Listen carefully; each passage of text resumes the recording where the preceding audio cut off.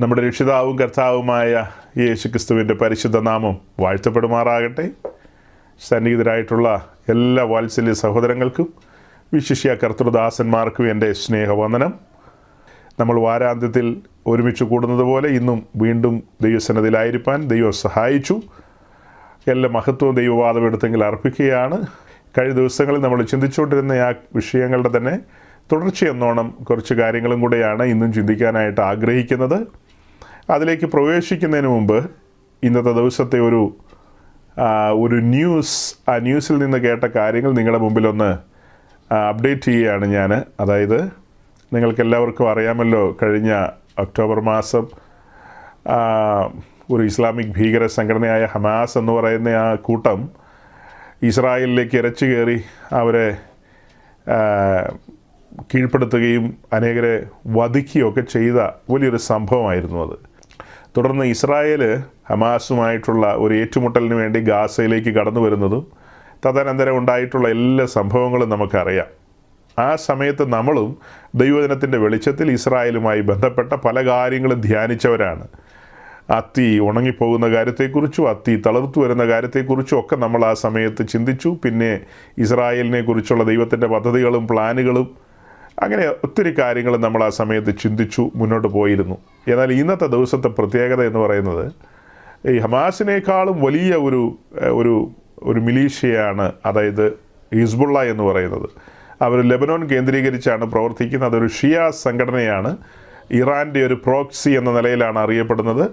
അങ്ങനെ ഹിസ്ബുള്ളയുടെ ഏറ്റവും ടോപ്പിലുള്ള അതിൻ്റെ ഏറ്റവും പരമോന്നതനായ നേതാവ് ഹസൻ നസറുള്ള എന്ന് പറയുന്ന അദ്ദേഹത്തെ ഇസ്രായേലിൻ്റെ ബോംബർ വിമാനങ്ങൾ ബോംബിട്ട് കൊന്നുകളഞ്ഞു. അതായത് അദ്ദേഹം കൊല്ലപ്പെട്ടു എന്നുള്ളതാണ് ഇസ്രായേലിൻ്റെ ഡിഫൻസ് വക്താവ് പറഞ്ഞിരിക്കുന്നത്. അവരത് പബ്ലിക്കലി ഡിക്ലെയർ ചെയ്തു. വാർത്താ മാധ്യമങ്ങൾ രാവിലെയൊക്കെ അത് ഒരു സന്ദേഹത്തിലാണ് അവർ അനൗൺസ് ചെയ്തത്. എങ്കിൽ ആഫ്റ്റർനൂൺ ആയപ്പോഴത്തേക്കും ആ കാര്യങ്ങൾ അവർ ഉറപ്പിച്ചു, അദ്ദേഹം മരിച്ചു എന്നുള്ളത്. അതിപ്പോൾ ഇവിടെ എന്തിനാണ് പറയുന്നതെന്ന് ചോദിച്ചു കഴിഞ്ഞാൽ അതൊരു ചെറിയ ന്യൂസല്ല, അത് ന്യൂസുകളിലൊരു വലിയ ന്യൂസാണ്. ഹമാസിൻ്റെ തലവനായിരുന്ന ഇസ്മായിൽ ഹനിയ ഇറാനി വെച്ച് കൊല്ലപ്പെട്ടു, നമ്മളതെല്ലാം കേട്ടതാണ്. പക്ഷേ അതുപോലൊരു ന്യൂസ് അല്ല ഇത്. ഹസൻ നസറുള്ള എന്ന് പറയുന്ന ഹിസ്ബുള്ളയുടെ നേതാവ് വധിക്കപ്പെടുക എന്ന് പറയുമ്പോൾ പശ്ചിമേഷ്യ മുഴുവനും യുദ്ധത്തിലേക്ക് വഴുതി വീഴാനുള്ള സാധ്യതയാണ് തെളിഞ്ഞു നിൽക്കുന്നത്. കാരണം അവരുടെ അഭിമാനത്തിന് ക്ഷതമേറ്റ് കഴിഞ്ഞിരിക്കുന്നു. ഇറാൻ എന്ന് പറയുന്ന ഒരു രാജ്യത്തോടുള്ള ഇസ്രായേലിൻ്റെ ഒരു വെല്ലുവിളി പോലെയാണത്. ഇസ്ലാമിക് വേൾഡിനോടുള്ളൊരു വെല്ലുവിളി പോലെയാണ് അവരത് പരിഗണിക്കുന്നത്. അങ്ങനെ വരുമ്പോൾ ഏത് രീതിയിൽ അവർ പ്രതികരിക്കുമെന്ന് അറിയില്ല. ഒരുപക്ഷെ ദൈവത്തിൻ്റെ സമയമായില്ലെങ്കിൽ എല്ലാം മൗനമായിരിക്കും. ദൈവത്തിൻ്റെ സമയമായെങ്കിൽ എല്ലാം സടകുടഞ്ഞ് എഴുന്നേറ്റ് വരും, പതിയെ എഴുന്നേറ്റ് വരും. ഇസ്രായേലുമായിട്ടുള്ള ആ ഒരു ഏറ്റുമുട്ടലിൻ്റെ പാതയിലേക്ക് വരും. അതൊക്കെ പിന്നീട് എന്തൊക്കെയായിട്ട് പരിണമിക്കുമെന്നൊന്നും നമുക്ക് പറയാൻ കഴിയില്ല. എന്തായാലും നമ്മൾ കാണുന്ന ഒരു വലിയ യുദ്ധമുണ്ട്. എസെക്കിയേൽ 38-39 അധ്യായങ്ങളിലൂടെ നമ്മൾ നേരത്തെ നോക്കിയിട്ടുള്ളതാണ്. റഷ്യയുടെ നേതൃത്വത്തിൽ റഷ്യ, ഇറാൻ, പിന്നെ ലിബിയ, പിന്നെ സിറിയ ഇങ്ങനെയൊക്കെയുള്ള രാജ്യങ്ങളെല്ലാം ഒരുമിച്ച് അണിനിരന്നുകൊണ്ട് ഇസ്രായേലിൻ്റെ നേരെ, സമാധാനമായിരിക്കുന്ന ആ രാജ്യത്തിൻ്റെ നേരെ വരുന്ന ഒരു കാര്യമാണ് പ്രവചനത്തിൽ എഴുതിയിരിക്കുന്നത്. ഇപ്പോൾ സമാധാനമല്ലല്ലോ, എന്നാൽ അങ്ങനത്തെ ഇതൊക്കെ കഴിഞ്ഞിട്ടൊന്ന് ശാന്തമാകുമായിരിക്കും. അത് എന്നാ ശാന്തമാകുന്നത് എന്നൊന്നും നമുക്കറിയില്ല. ഒരു കാര്യം നമുക്കറിയാം, യുദ്ധങ്ങളെയും യുദ്ധശ്രുതികളെയും കുറിച്ച് നിങ്ങൾ കേൾക്കും. അതല്ല ഈറ്റുനോവിൻ്റെ ആരംഭം എന്ന് മാത്രമാണ് പറഞ്ഞിരിക്കുന്നത്. അപ്പോൾ ഈറ്റുനോവിൻ്റെ ആരംഭങ്ങളാണിതെല്ലാം. അതിനിടയിൽ ക്ഷാമങ്ങൾ, ഭൂകമ്പങ്ങൾ, മഹാവ്യാധികൾ, ഇതെല്ലാം കാണാനായിട്ട് നമ്മുടെ കണ്ണിന് അവസരം ലഭിച്ചു. ഇതെല്ലാം കഴിഞ്ഞുപോയ ഒരു 50 മുതൽ 70 വരെ വർഷങ്ങളിലേക്ക് നമ്മൾ നോക്കിക്കഴിഞ്ഞാൽ പ്രവചന നിവൃത്തികളെല്ലാം റോക്കറ്റ് വേഗത്തിലായിരുന്നു സംഭവിച്ചത്. ഇസ്രായേലിൻ്റെ ഉദയം, അതിന് ശേഷമുള്ള അനേക പ്രവചനങ്ങളുടെ ഒരു നിവൃത്തീകരണം. ഒടുക്കം നമ്മൾ കേട്ടു ജെറുസലേമിനെ അവരുടെ എറ്റേണൽ ക്യാപിറ്റലായിട്ട് ഡിക്ലെയർ ചെയ്ത്, അങ്ങനെ ഒത്തിരി കാര്യങ്ങൾ നടന്നിട്ടുണ്ട്. ഞാൻ തുടക്കത്തിൽ സഹോദരങ്ങളുടെ ശ്രദ്ധയ്ക്ക് വേണ്ടി ഈ കാര്യം ഒന്ന് അറിയിച്ചെന്നേ ഉള്ളൂ. സമയമൊക്കെ തീരാറായി എന്ന് ഒന്ന് അറിയിക്കണ്ടേ, അതിനു വേണ്ടിയിട്ടാണ്. പ്രവചന നിവൃത്തികളും കാലം അതിൻ്റെ സമ്പൂർണ്ണതയിലേക്ക് അതിവേഗം ഓടിക്കൊണ്ടിരിക്കുന്നു. വിശുദ്ധ തിരുവഴുത്തിൻ്റെ പ്രവചന നിവൃത്തികൾ അല്ലെങ്കിൽ അതിൻ്റെ ആക്യുറസി എന്നൊക്കെ പറയുന്നത് എത്ര കൃത്യമാണ് എന്നുള്ളതൊക്കെ പഠിതാക്കൾക്കും ദൈവമക്കൾക്കും ഒക്കെ മനസ്സിലാക്കാനുള്ള അവസരങ്ങളാണ് ഒരുങ്ങി വരുന്നത് എന്നുള്ളതാണ് ഇതിലൂടെ മനസ്സിലാക്കേണ്ടത്. കൂടുതൽ കാര്യങ്ങൾ നിങ്ങൾ അതിനെക്കുറിച്ചൊക്കെ ചിന്തിക്കുക. അങ്ങനെ നിങ്ങൾക്ക് കാര്യങ്ങളൊക്കെ കുറേയൊക്കെ മനസ്സിലാക്കാനായിട്ട് സാധിക്കും. സഹോദരങ്ങളെ, ഈ വിഷയത്തിൽ നിന്ന് നമ്മൾ കഴിഞ്ഞ ആഴ്ചകളിൽ പറഞ്ഞിരിക്കുന്ന ആ ടോപ്പിക്കിലേക്ക് നമ്മൾ ഒന്ന് മടങ്ങി പോവുകയാണ്. അങ്ങനെ ആ ആഴ്ചകളിലൊക്കെ പറഞ്ഞ കാര്യത്തെക്കുറിച്ചൊന്ന് ഓടിച്ചു പറഞ്ഞാൽ ഇങ്ങനെയാണ്. കഴിഞ്ഞ ആഴ്ച നമ്മൾ പറഞ്ഞ് തുടങ്ങിയത് ഈ സമാഗമന കൂടാരത്തെ ഒന്ന് മുൻനിർത്തിയായിരുന്നു. പഠനത്തിൻ്റെ ഒരു സൗകര്യത്തിനും കാര്യങ്ങളെ ഒന്ന് ഉറപ്പിക്കാനും വേണ്ടിയിട്ട് ഒരു പിക്ചറൊക്കെ കാണിച്ച് നമുക്ക് ആളുകളോട് പറയാൻ സൗകര്യപ്രദമായൊരു കാര്യമാണല്ലോ. ആ പിക്ചറൊക്കെ കാണിച്ച് അല്ലെങ്കിൽ അതിനെക്കുറിച്ച് പറയാനുണ്ടായ ചേതോവികാരം എന്തെന്ന് ചോദിച്ചു കഴിഞ്ഞാൽ യേശു ക്രിസ്തുവിനെയാണ് നമുക്ക് അടുത്തറിയേണ്ടത്. ക്രിസ്തുവിൻ്റെ ലൈഫാണ് നമുക്ക് അറിയേണ്ടത്. ക്രിസ്തു ഈ ഭൂമിയിൽ ഭൂജാതനാകുന്നതിനും ഏതാണ്ട് 1400 വർഷം പിന്നിൽ ഹോരേബി വെച്ച് കൊടുത്ത പ്രമാണവും അല്ലെങ്കിൽ ഇസ്രായേലിൻ്റെ നടുവിൽ ദൈവം വസിക്കാൻ ആഗ്രഹിച്ചപ്പോൾ അവിടെ അവരോട് സംസാരിച്ച കാര്യങ്ങളെല്ലാമാണ് ഈ പഴയ നിയമ പുസ്തകങ്ങളായ പുറപ്പാട്, ലേവ്യ, സംഖ്യ മുതലായ പുസ്തകങ്ങളിലൊക്കെ ഉള്ളത്. അവിടെ വളരെ വ്യക്തമായി പറയുകയാണ്, ഞാൻ നിങ്ങളുടെ നടുവിൽ വസിക്കാൻ ആഗ്രഹിക്കുന്നു, നിങ്ങൾ എനിക്കൊരു വിശുദ്ധ മന്ദിരം പണിയണം, ആ വിശുദ്ധ മന്ദിരം എൻ്റെ ഇഷ്ടപ്രകാരമായിരിക്കണം, ഞാൻ കാണിച്ചു തരുന്ന മാതൃക പ്രകാരമായിരിക്കണം, ഞാൻ കൽപ്പിച്ചതുപോലെ ആയിരിക്കണം എന്ന് പറയുകയാണ്. ഒരു ടെമ്പററി സാങ്ച്വറി, അതിൽ ഞാൻ വസിക്കും നിങ്ങളുടെ നടുവിൽ. അപ്പോൾ അതെങ്ങനെ പണിയണമെന്നുള്ളത് ഞാൻ തന്നെ നിങ്ങൾക്ക് രൂപരേഖ തരാം.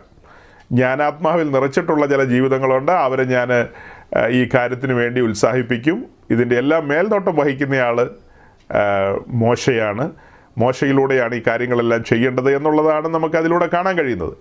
അപ്പോൾ യേശുക്രിസ്തുവിന് നിഴലായി നിൽക്കുകയാണ് സമാഗമന കൂടാരം. പിന്നത്തേതിൽ നമ്മൾ നോക്കുമ്പോൾ ദൈവസഭയുടെ നിഴലായി നിൽക്കുകയാണ് സമാഗമന കൂടാരം. അത് മനസ്സിലാകാത്ത ഒത്തിരി പാസ്റ്റർമാർ അവിടെ ഇവിടെയൊക്കെ നിന്ന് ഈ ചീറ്റിപ്പോകുന്ന പടക്കങ്ങളൊക്കെ പൊട്ടിക്കാറുണ്ട്. ഈ നനഞ്ഞ പടക്കങ്ങൾ എന്നൊക്കെ അതിന് പറയും. ഫ്രിഡ്ജിൽ വെച്ചിട്ടാണ് അവർ പടക്കം പൊട്ടിക്കാൻ വരുന്നത്. പടക്കം പൊട്ടിക്കുകയാണെങ്കിൽ അതൊക്കെ ചൂട് പിടിപ്പിച്ച് നിർത്തണം, എന്നിട്ട് വേണം പൊട്ടിക്കാൻ. തങ്ങൾക്ക് മനസ്സിലാകാത്തതും തങ്ങൾക്ക് അറിയാത്തതുമായ കാര്യങ്ങളൊന്നും വെളിപ്പാടുകളല്ല, അതൊന്നും ഗൗരവമില്ല എന്നൊക്കെ ചിന്തിക്കുന്ന മഹാന്മാരുള്ളൊരു ലോകവും ഒരു കാലവുമാണ്. അതിന് നടുവിൽ ഒരു ചെറിയ കൂട്ടം എന്ന നിലയിൽ നമ്മൾ ദൈവജനത്തിന് മുമ്പാകെയും വെളിപ്പാടുകളുടെ മുമ്പാകെയും അത്ഭുത പരതന്ത്രരായിരിക്കുകയാണ്. കർത്താവ് നമുക്ക് തുറന്നു തന്നിട്ടുള്ള അനേക സത്യങ്ങളുണ്ട്, ആത്മീയ സത്യങ്ങളുണ്ട്. അതായത് പഴയ നിയമവും പുതിയ നിയമവും ഒക്കെ ചേർത്ത് വെച്ചുകൊണ്ട് പരിശുദ്ധാത്മാവ് നമ്മെ പഠിപ്പിച്ചെടുക്കുന്ന ആ ഒരു കാര്യങ്ങളൊക്കെ. അങ്ങനെ കഴിഞ്ഞ ആഴ്ച നമ്മൾ പറഞ്ഞു വന്നത് ആ കൂടാരത്തിൻ്റെ വിശുദ്ധ സ്ഥലത്തേക്ക് നമ്മൾ നോക്കുമ്പോൾ അവിടെ കാണുന്ന കാര്യങ്ങളെല്ലാം നിർമ്മലമായ കാര്യങ്ങളാണ്. നിർമ്മലമായ തങ്കം, നിർമ്മലമായ കുന്തിരിക്കം, നിർമ്മലമായ സാമ്രാണി, അങ്ങനെ എന്നു വേണ്ട എല്ലാ കാര്യത്തിലേക്കും നമ്മൾ നോക്കുമ്പോൾ ആ നിലയിലാണ് കാണുന്നത്. ഉടനെ തന്നെ നമ്മൾ 2 കൊരിന്ത്യർ 11-ാം അധ്യായത്തിലേക്ക് നോക്കുമ്പോൾ കുഞ്ഞാടിൻ്റെ കാന്തയെയും കാണുന്നത് എങ്ങനെയാണ്? നിർമ്മല കന്യക എന്ന നിലയിലാണ് കാണേണ്ടത്. അപ്പം തന്നെ നമ്മൾ 1 യോഹന്നാൻ 3-ാം അധ്യായത്തിലേക്ക് നോക്കിയപ്പോൾ കണ്ടത് കാന്തനെയാണ്. കാന്തനിലേക്ക് നോക്കുമ്പോൾ എന്താ കാണുന്നത്? അവൻ നിർമ്മലനായിരിക്കുന്ന പോലെ നിങ്ങൾ നിർമ്മലരായിരിപ്പിൻ എന്നാണ് അവിടെ പറയുന്നത്. അവിടെ നമ്മൾ കണ്ട കാര്യം ഇത്രയേ ഉള്ളൂ, കാന്തൻ നിർമ്മലനായിരിക്കുന്നു, അല്ലേ? ശോഭാപരിപൂർണനായ കാന്തനെ നമുക്ക് ഉത്തമഗീതത്തിൽ കാണാൻ കഴിയും. ഇവിടെ അവൻ്റെ ആ സ്വഭാവ നൈർമല്യവും പല കാര്യങ്ങളും വെളിപ്പെടും അതിലൂടെ. അതെല്ലാം നമ്മുടെ മുമ്പിലുണ്ട്. അപ്പോൾ ഇതെല്ലാം വെച്ചിട്ടാണ് നമ്മൾ സംസാരിച്ചത്. അതിനകത്തുള്ള കാര്യങ്ങളെല്ലാം നിർമ്മലമായ കാര്യങ്ങളാണ്. ഇതെല്ലാം പഴയ നിയമവുമായിട്ട് ചേർത്ത് വെച്ചാണ് പറഞ്ഞത്. അപ്പോൾ തന്നെ യെശയ്യാപ്രവാചകന്റെ പുസ്തകത്തിൽ നമ്മൾ കാണുന്നുണ്ട്, ഈ പറയപ്പെട്ട ഈ കൂടാരത്തിലെ ശുശ്രൂഷയ്ക്ക് വേണ്ടി നിയോഗിക്കപ്പെട്ടിട്ടുള്ളത് അഹ്റോന്റെ പുത്രന്മാരായ പുരോഹിതന്മാരാണെന്ന് നമുക്കറിയാം. അപ്പോൾ തന്നെ അവരുടെ സഹായവൃന്ദം എന്ന നിലയിൽ ലേവ്യ ഗോത്രത്തിലുള്ള ലേവിയുടെ മക്കളെ എല്ലാം അതിനുവേണ്ടി ഉപയോഗിക്കുന്നുണ്ട്. അവരെയൊക്കെ ഓരോരോ കാര്യങ്ങളിൽ ഏർപ്പെടുത്തിയിട്ടുണ്ട്. അതിൽ കെഹാത്യർ എന്ന് പറയുന്ന ഒരു വിശേഷപ്പെട്ട ഒരു ശുശ്രൂഷ ചെയ്യുന്നു. ഈ കൂടാരത്തിനകത്തുള്ള അതിവിശുദ്ധമായ ഉപകരണങ്ങളെല്ലാം ചുമക്കുന്നത് അവരാണ്, ചുമലിൽ ചുമക്കുകയാണ്. ബാക്കിയുള്ളവരുടെ ശുശ്രൂഷകളിലെ കാളവണ്ടിയൊക്കെ യൂസ് ചെയ്യാം, പക്ഷേ ഇവരുടെ ശുശ്രൂഷയിൽ കാളവണ്ടി ഒന്നും പറ്റത്തില്ല, എല്ലാം ചുമലിൽ ചുമക്കണം. അതിവിശുദ്ധമായ ഉപകരണങ്ങളാണ്. ആ ഉപകരണങ്ങൾ ഓരോന്നും യേശുക്രിസ്തുവിനെയാണ് പ്രതിഫലിപ്പിക്കുന്നത്. ഈ പുതിയ നിയമ കാലഘട്ടത്തിൽ ഒരു വിശുദ്ധൻ ദൈവവചന ധ്യാനത്തിന് വേണ്ടി കടന്നു വരുമ്പോൾ കെഹാത്യരുടെ ചുമലിലിരിക്കുന്ന യാഗപീഠമാകട്ടെ, പെട്ടകമാകട്ടെ, വിളക്കാകട്ടെ എന്നുവേണ്ട അതിൽ ഓരോന്നിലേക്കും നോക്കുമ്പോൾ കാണാൻ കഴിയുന്ന കാര്യമെന്ന് പറയുന്നത് യേശുക്രിസ്തുവിനെയാണ്. അതേസമയം തന്നെ ചില കാര്യങ്ങളിലേക്ക് നമ്മൾ നോക്കുമ്പോൾ പരിശുദ്ധാത്മാവിനെയാണ് വെളിപ്പെട്ട് കിട്ടുന്നത്. പരിശുദ്ധാത്മാവിനെയും പരിശുദ്ധാത്മാവിൻ്റെ പ്രവർത്തനങ്ങളെയാണ് നമുക്ക് വെളിപ്പെട്ട് കിട്ടുന്നത്. അപ്പോൾ ആ ഉപകരണങ്ങളൊക്കെ ചുമക്കുന്ന അവരോട് പ്രവാചകൻ പറയുകയാണ്, വിട്ടുപോരുവിൻ വിട്ടുപോരുവിൻ. എവിടെയൊക്കെയോ കുരുങ്ങിക്കിടക്കുക, ചില സങ്കല്പങ്ങളിലും ചില തോന്നലുകളിലും ചില നേരം പോക്കുകളിലും. മറ്റേ പാസ്റ്റർ ഇങ്ങനെയാണ് പറഞ്ഞത്, ന്യൂജൻ പാസ്റ്റർ ഇങ്ങനെ പറഞ്ഞു, പാരമ്പര്യ പാസ്റ്റർ ഇങ്ങനെ പറഞ്ഞു, പിന്നെ ഞാൻ ഇന്ന സ്ഥലത്തൊരു പ്രസംഗം കേട്ടു. അങ്ങനെയൊക്കെ കേട്ടിട്ട് കാര്യമില്ല. വിശുദ്ധ തിരുവെഴുത്ത് പറയുന്നു, വിട്ടുപോരുവിൻ വിട്ടുപോരുവിൻ, അവരുടെ എല്ലാം നടുവിൽ നിന്ന് വിട്ടുപോരുവിൻ എന്ന് പറഞ്ഞാൽ എല്ലാവരുടെ അടുത്തു നിന്നും വിട്ടുപോന്നു കഴിഞ്ഞാൽ എങ്ങോട്ട് പോകാൻ പറ്റും? പറഞ്ഞു വന്നതിൻ്റെ സാരം ഇത്രയേ ഉള്ളൂ, തെറ്റായ സങ്കല്പങ്ങളിൽ നിന്ന് വിട്ടുപോരാനാണ് പറഞ്ഞത്. തെറ്റായ സങ്കല്പങ്ങളിൽ നിന്നും തോന്നലുകളിൽ നിന്നൊക്കെ വിട്ട് യഹോവയുടെ വിശുദ്ധ ഉപകരണങ്ങളെ ചുമക്കുന്നവരെ നിങ്ങളെ തന്നെ വിശുദ്ധീകരിപ്പീൻ, നിങ്ങളെ തന്നെ നിർമ്മലീകരിപ്പീൻ. അങ്ങനെയാണ് എഴുതിയിരിക്കുന്നത്, നിങ്ങളെ തന്നെ നിർമ്മലീകരിപ്പീൻ. അപ്പോൾ വലിയൊരു ആഹ്വാനമായിരുന്നു കഴിഞ്ഞ ആഴ്ചത്തെ ആ വചനധ്യാനത്തിലൂടെ പരിശുദ്ധാത്മാവ് നമ്മുടെ മുമ്പിൽ കൊണ്ടുവന്നത്. വലിയൊരു ആഹ്വാനമല്ലേ, നിങ്ങളെ തന്നെ നിർമ്മലീകരിപ്പിൻ എന്നാണ് പറയുന്നത്. അപ്പോൾ ഇങ്ങനെയുള്ള കാര്യങ്ങളെല്ലാം പറഞ്ഞിട്ട് നമ്മളതിൻ്റെ ഒടുവിലേക്ക് വന്നപ്പോൾ ഒരു ന്യൂസ്, അതായത് ഏതോ ഒരു മാധ്യമത്തിൽ വന്നൊരു ന്യൂസ്, അമേരിക്കയിലെ പ്രസിദ്ധമായൊരു എയർലൈനാണ് ഡെൽറ്റ എയർലൈൻ. അതിൻ്റെ മാനേജ്മെൻറ്റ് അതിലെ തൊഴിലാളികളോട്, അതായത് ക്രൂ മെമ്പേഴ്സിനോട് പറയുന്നൊരു കാര്യമാണ് ഡീറ്റെയിൽ ആയിട്ടുള്ള ഒരു ഒരു ഒരു ഒരു ന്യൂസ്. ആ ന്യൂസിൽ അവരുടെ വസ്ത്രധാരണത്തെക്കുറിച്ച് പറയുന്നു, പിന്നെ അവരുടെ എക്സ്റ്റേണൽ ആയിട്ടുള്ള ഡെക്കറേഷൻസിനെ കുറിച്ച് പറയുന്നു, പിന്നെ അവരെങ്ങനെ ബിഹേവ് ചെയ്യണം, കസ്റ്റമേഴ്സിനോട് എങ്ങനെയായിരിക്കണം അവരുടെ ഇടപാടുകൾ, അവരുടെ സ്റ്റാൻഡ് എന്തായിരിക്കണം എന്നൊക്കെയുള്ള എല്ലാ കാര്യങ്ങളും പറയുകയാണ്. എന്നിട്ട് അവർ പറയുകയാണ്, ഈ കസ്റ്റമേഴ്സിൻ്റെ മുമ്പിൽ ഡെൽറ്റ എയർലൈൻ എന്ന് പറയുന്ന ആ സ്ഥാപനം നിങ്ങളിലൂടെയാണ് വെളിപ്പെടുന്നത്. നിങ്ങളാണ് ഡെൽറ്റ എയർലൈനിനെ മറ്റു മനുഷ്യരുടെ മുമ്പിൽ പ്രസൻറ്റ് ചെയ്യേണ്ടത്. നിങ്ങളെ കാണുമ്പോൾ ഡെൽറ്റ എയർലൈനെയാണ് കാണുന്നത്. ഡെൽറ്റ എയർലൈൻ എന്ന് പറഞ്ഞു കഴിഞ്ഞാൽ അതിന് ജീവനുള്ളൊരു സാധനമൊന്നും അല്ലല്ലോ, ഒരു സ്ഥാപനം. ആ സ്ഥാപനം മറ്റു മനുഷ്യരുടെ ഓർമ്മയിലേക്ക് വരുന്നത് എങ്ങനെയാണ്? അതിലെ തൊഴിലാളികളുടെ പെരുമാറ്റവും ഇടപാടുകളും ഒക്കെയാണ്. അപ്പോൾ അവരുടെ ബിസിനസ്സിലൊരു പ്രോഗ്രസ് അവർ ചിന്തിക്കുന്നത് അല്ലേ, അവരുടെ കസ്റ്റമേഴ്സിന് തൃപ്തി ലഭിക്കണം, നാളെ അവരിത് കയറണം. ആരും കയറാതെ വന്നാൽ പിന്നെ ഇതിനകത്ത് കോഴിയെ വളർത്താനേ കൊള്ളാവുള്ളൂ, വേറെ ഒന്നിനും കൊള്ളില്ല. അല്ലല്ലോ ചായക്കടയും തുടങ്ങാൻ പറ്റുമായിരിക്കും. എനിവേ, അപ്പോൾ ജനം ഇതിനകത്ത് കയറണം, കാര്യങ്ങൾ സ്മൂത്തായിട്ട് നടക്കണം, നല്ല നിലയിൽ പോകണം. ആ ഒരു ചിന്തയിലാണ് അവരുടെ ക്രൂ മെമ്പേഴ്സിനോട് അത് പറഞ്ഞത്. സ്ഥലം എവിടെയാണെന്ന് ഓർക്കണം, അമേരിക്കയില. അമേരിക്ക എന്ന് പറഞ്ഞാൽ യൂറോപ്യൻസും പിന്നെ ലാറ്റിൻ അമേരിക്ക എന്നൊക്കെയുള്ള ആളുകളാണ് അവിടെ ബഹുഭൂരിപക്ഷം. പിന്നെ ഇവിടെ നമ്മുടെ നാട്ടിൽ നിന്ന് കുറച്ച് മലയാളികളൊക്കെ പോയിട്ടുണ്ട്, ഏഷ്യക്കാർ. അങ്ങനെ കുറച്ച് മലയാളികളും അവിടെ ചെന്ന് പെട്ടിട്ടുണ്ട്, ഇന്ത്യക്കാരും അവിടെ ചെന്ന് പെട്ടിട്ടുണ്ട്. മെജോറിറ്റി മറ്റവരെന്ന് വെച്ചാൽ അവർ വലിയ സ്വാതന്ത്ര്യത്തിനും വ്യക്തി സ്വാതന്ത്ര്യത്തിനും എന്നു വേണ്ട പൗരബോധത്തിനും അങ്ങനെ ഒത്തിരി കാര്യത്തിന് പേര് കേട്ട ആൾക്കാരാണ്. നമ്മുടെ ആൾക്കാർ അത്രയൊന്നും പോരാ. അപ്പോൾ അങ്ങനെയുള്ള ആൾക്കാരുടെ നേരെ ഇങ്ങനെയുള്ള കാര്യങ്ങളൊക്കെ പറഞ്ഞു കഴിഞ്ഞാൽ അവർ ആ ജോലി രാജിവെച്ചിട്ട് റീസൈൻ ലെറ്റർ കൊടുത്തിട്ട് സ്ഥലം കാലിയാക്കുകയാണ് ശരിക്കും ചെയ്യേണ്ടത്. പക്ഷെ അങ്ങനെയൊന്നും ആരും പോയിട്ടില്ലെന്നാണ് എനിക്ക് ഇതുവരെ കിട്ടിയ റിപ്പോർട്ട്. റോയിറ്റേഴ്സോ വേറെ ആരും ഒന്നും റിപ്പോർട്ട് ചെയ്തിട്ടില്ല ആളുകളൊക്കെ ജോലി രാജിവെച്ചോ കമ്പനി പൂട്ടിയോ എന്നുള്ളതൊന്നും. പൂട്ടിയിട്ടില്ലെന്ന് എൻ്റെ അറിവ്, ഇപ്പോഴും പറക്കുന്നുണ്ട്. അപ്പോൾ ആ മനുഷ്യരൊക്കെ അത് കേട്ടപ്പോൾ ഒരു സമർപ്പണാനുഭവത്തിലേക്ക് വന്നെന്ന് ഞാനൊരു പെന്തിക്കോസ് ഭാഷയെ പറയട്ടെ. അവിടെ സ്ഥാപനം അവർക്ക് കൊടുത്ത ആഹ്വാനം കേട്ടിട്ട് അവരൊക്കെ ഒരു സമർപ്പണ മനോഭാവത്തിലേക്ക് വന്നു കാണും. യാഗപീഠം വെളിപ്പെട്ടെന്നൊക്കെ നമ്മൾ പറയുന്ന പോലെ അങ്ങനെ ചിലപ്പോൾ ഏൽപ്പിച്ച് കൊടുത്ത് കാണുമായിരിക്കും. എനിവേ, അങ്ങനെയുള്ള കാര്യങ്ങളൊക്കെ പറഞ്ഞാണ് ഞാൻ ആ മെസ്സേജ് അവസാനിപ്പിച്ചത്. ആ പറഞ്ഞ കാര്യങ്ങളൊന്നും നമ്മുടെ യൂട്യൂബ് മെസ്സേജിൽ ഉണ്ടായില്ല. എന്നാലും നിങ്ങളതൊക്കെ കേട്ട ആൾക്കാരാണ്. ഇന്ന് നിങ്ങൾ ഒന്നുകൂടെ കേൾക്കുകയാണ്, റിപ്പീറ്റ് ചെയ്യപ്പെടുകയാണ് ഇവിടെ. അപ്പോൾ ഇതെല്ലാം നിങ്ങൾ കേൾക്കുമ്പോൾ നിങ്ങളുടെ ഉത്തരവാദിത്വം വർദ്ധിച്ചു വരികയാണ്, കൂടുതൽ ഉത്തരവാദിത്വ ബോധമുള്ളവരായി തീരുകയാണ്. തന്നെയല്ല, ദൈവസന്നിധിയിൽ നിങ്ങളൊക്കെ ചെക്ക് പറയപ്പെട്ട അവസ്ഥയിലാണ്. 4 സൈഡിൽ നിന്ന് ഇതെല്ലാം കേൾപ്പിക്കുകയല്ലേ, പല കാര്യങ്ങളും കാണിക്കുകയല്ലേ, സെക്കുലർ വേൾഡിലുള്ള കാര്യങ്ങൾ ഉദാഹരണമായിട്ട് പറയുകയല്ലേ. ഇതെല്ലാം കഴിഞ്ഞിട്ട് നമുക്ക് കൈ കഴുകാൻ പറ്റുമോ? പീലാത്തോസേ കൈ കഴുകിയില്ലേ? അതുപോലെ ചുമ്മാ കൈ കഴുകിയിട്ടങ്ങ് പോകാൻ പറ്റുമോ? അയ്യോ, ഞാനിതൊന്നും കേട്ടിട്ടില്ല, ഞാനൊന്നും അറിഞ്ഞിട്ടില്ല എന്നൊന്നും പറയാൻ പറ്റത്തില്ല. അങ്ങനെ പറഞ്ഞാൽ സ്വർഗത്തിലെ ദൈവം എന്നെ തന്നെ നിങ്ങളുടെ മുമ്പാകെ നിർത്തും, സാക്ഷി പറയിപ്പിക്കും. ഞാൻ ഉറപ്പായിട്ടും പറയും, ഞാനിങ്ങനെ പ്രസംഗിച്ചിട്ടുള്ളതാണ്. മഹാരഥന്മാരായ നമ്മുടെ സഹോദരങ്ങളെല്ലാം അത് കേട്ടതാണ്. ഒരു എക്സ്ക്യൂസും കൊടുക്കണ്ട കർത്താവേ എന്ന് അന്നാളിലും ഞാൻ പറയും. ഇപ്പം പിന്നെ നമ്മൾ ദൈവസന്നിധിയിൽ ഇടിവിൽ നിന്നുകൊണ്ടൊക്കെ പറയും, കർത്താവേ ഇളവുകൾ കൊടുക്കണമേ, ഫർണസൊക്കെ അനുവദിക്കുന്ന സമയമാണെങ്കിൽ ഞാനതിലേക്ക് പറഞ്ഞു വരും കേട്ടോ. ഫർണസൊക്കെ അനുവദിക്കുന്ന സമയമാണെങ്കിൽ കൃപ ധാരാളമായി ചൊരിയണമേ. ഞങ്ങളുടെ സഹോദരങ്ങൾ നിരാശപ്പെട്ടു പോകാനോ ഇടറിപ്പോകാനോ ക്ഷീണിച്ചു പോകാനോ ഒന്നും ഇടവരരുത്. സ്വർഗത്തിലെ ദൈവമേ, താങ്ങും കരങ്ങൾ അവരോട് കൂടെ ഇരിക്കണമേ. ഇരിപ്പുണ്ടെന്നുള്ളത് സത്യമാണ്, എങ്കിലും നമ്മൾ പ്രാർത്ഥിക്കും, അതൊക്കെ വേറെ കാര്യം. പക്ഷേ ആ സമയത്ത് പിന്നെ പ്രാർത്ഥിക്കാനൊന്നും പറ്റുമെന്ന് തോന്നുന്നില്ല. കേട്ട കാര്യം ജീവിതത്തിൽ പ്രയോജനമായി വന്നില്ലെങ്കിൽ അന്ന് സങ്കടപ്പെടേണ്ടി വരുമെന്നുള്ളത് ഒരു വാസ്തവമായ കാര്യമാണ്. അപ്പോൾ സഹോദരങ്ങളെ, കഴിഞ്ഞ ആഴ്ച ഇങ്ങനെയുള്ള കാര്യങ്ങളൊക്കെ പറഞ്ഞു പോയ കൂട്ടത്തിൽ ഒരു കാര്യം അങ്ങ് പറയാനായിട്ട് സമയക്കുറവ് കാരണം ഞാനങ്ങ് വിട്ടുകളഞ്ഞു. അതായത് പുറപ്പാട് ദിവസം 38-ാം അധ്യായമാണ് തുറക്കേണ്ടത്. 38-ാം അധ്യായത്തിൽ നിന്ന് ഒരു വാക്യം വായിച്ചുകൊണ്ട് ഒരു ചെറിയ വിശദീകരണം കൂടെ തന്നിട്ട് മുന്നോട്ടാണ് പോകേണ്ടത്. അപ്പോൾ അന്ന് സമയക്കുറവ് കാരണം ഞാനത് വിട്ടുകളഞ്ഞു. അതിനി പറയുന്നില്ല എന്ന് തന്നെയാണ് ചിന്തിച്ചത്. പക്ഷേ ഞാൻ ഇന്ന് ദൈവവചനം പറയാനായിട്ട് ഒരുങ്ങി ഇങ്ങനെ ഇരിക്കുന്ന സമയത്ത് ആ കാര്യങ്ങൾ വീണ്ടും എൻ്റെ ഉള്ളിലേക്ക് വരികയാണ്. തികട്ടി വരിക എന്ന് പറയുമല്ലോ, അങ്ങനെ വീണ്ടും വരികയാണ്. അപ്പോൾ എനിക്ക് മനസ്സിലായി അത് വിട്ടുകളയേണ്ട കാര്യമൊന്നും അല്ല. അപ്പോൾ ആ കാര്യങ്ങളൊന്നും അങ്ങനെ വിട്ടുകളയേണ്ടതല്ല, അതൊക്കെ പറയേണ്ട കാര്യങ്ങൾ തന്നെയാണ്. എന്തിനാ അത് വിട്ടുകളയുന്നേ? കളയേണ്ട കാര്യമല്ലോ ഉണ്ടോ? ഒരു കാര്യം കളയേണ്ട കാര്യമില്ല. ഇപ്പോൾ ഇതൊക്കെ ഈ ഭക്ഷണമൊക്കെ കഴിക്കുമ്പോൾ പിള്ളേർ ആ പ്ലേറ്റിൻ്റെ 4 മൂലക്കേന്നൊന്നും എടുക്കില്ല, അവിടെ ഇവിടെയൊക്കെ ഇങ്ങനെ ചിതറിക്കിടക്കും.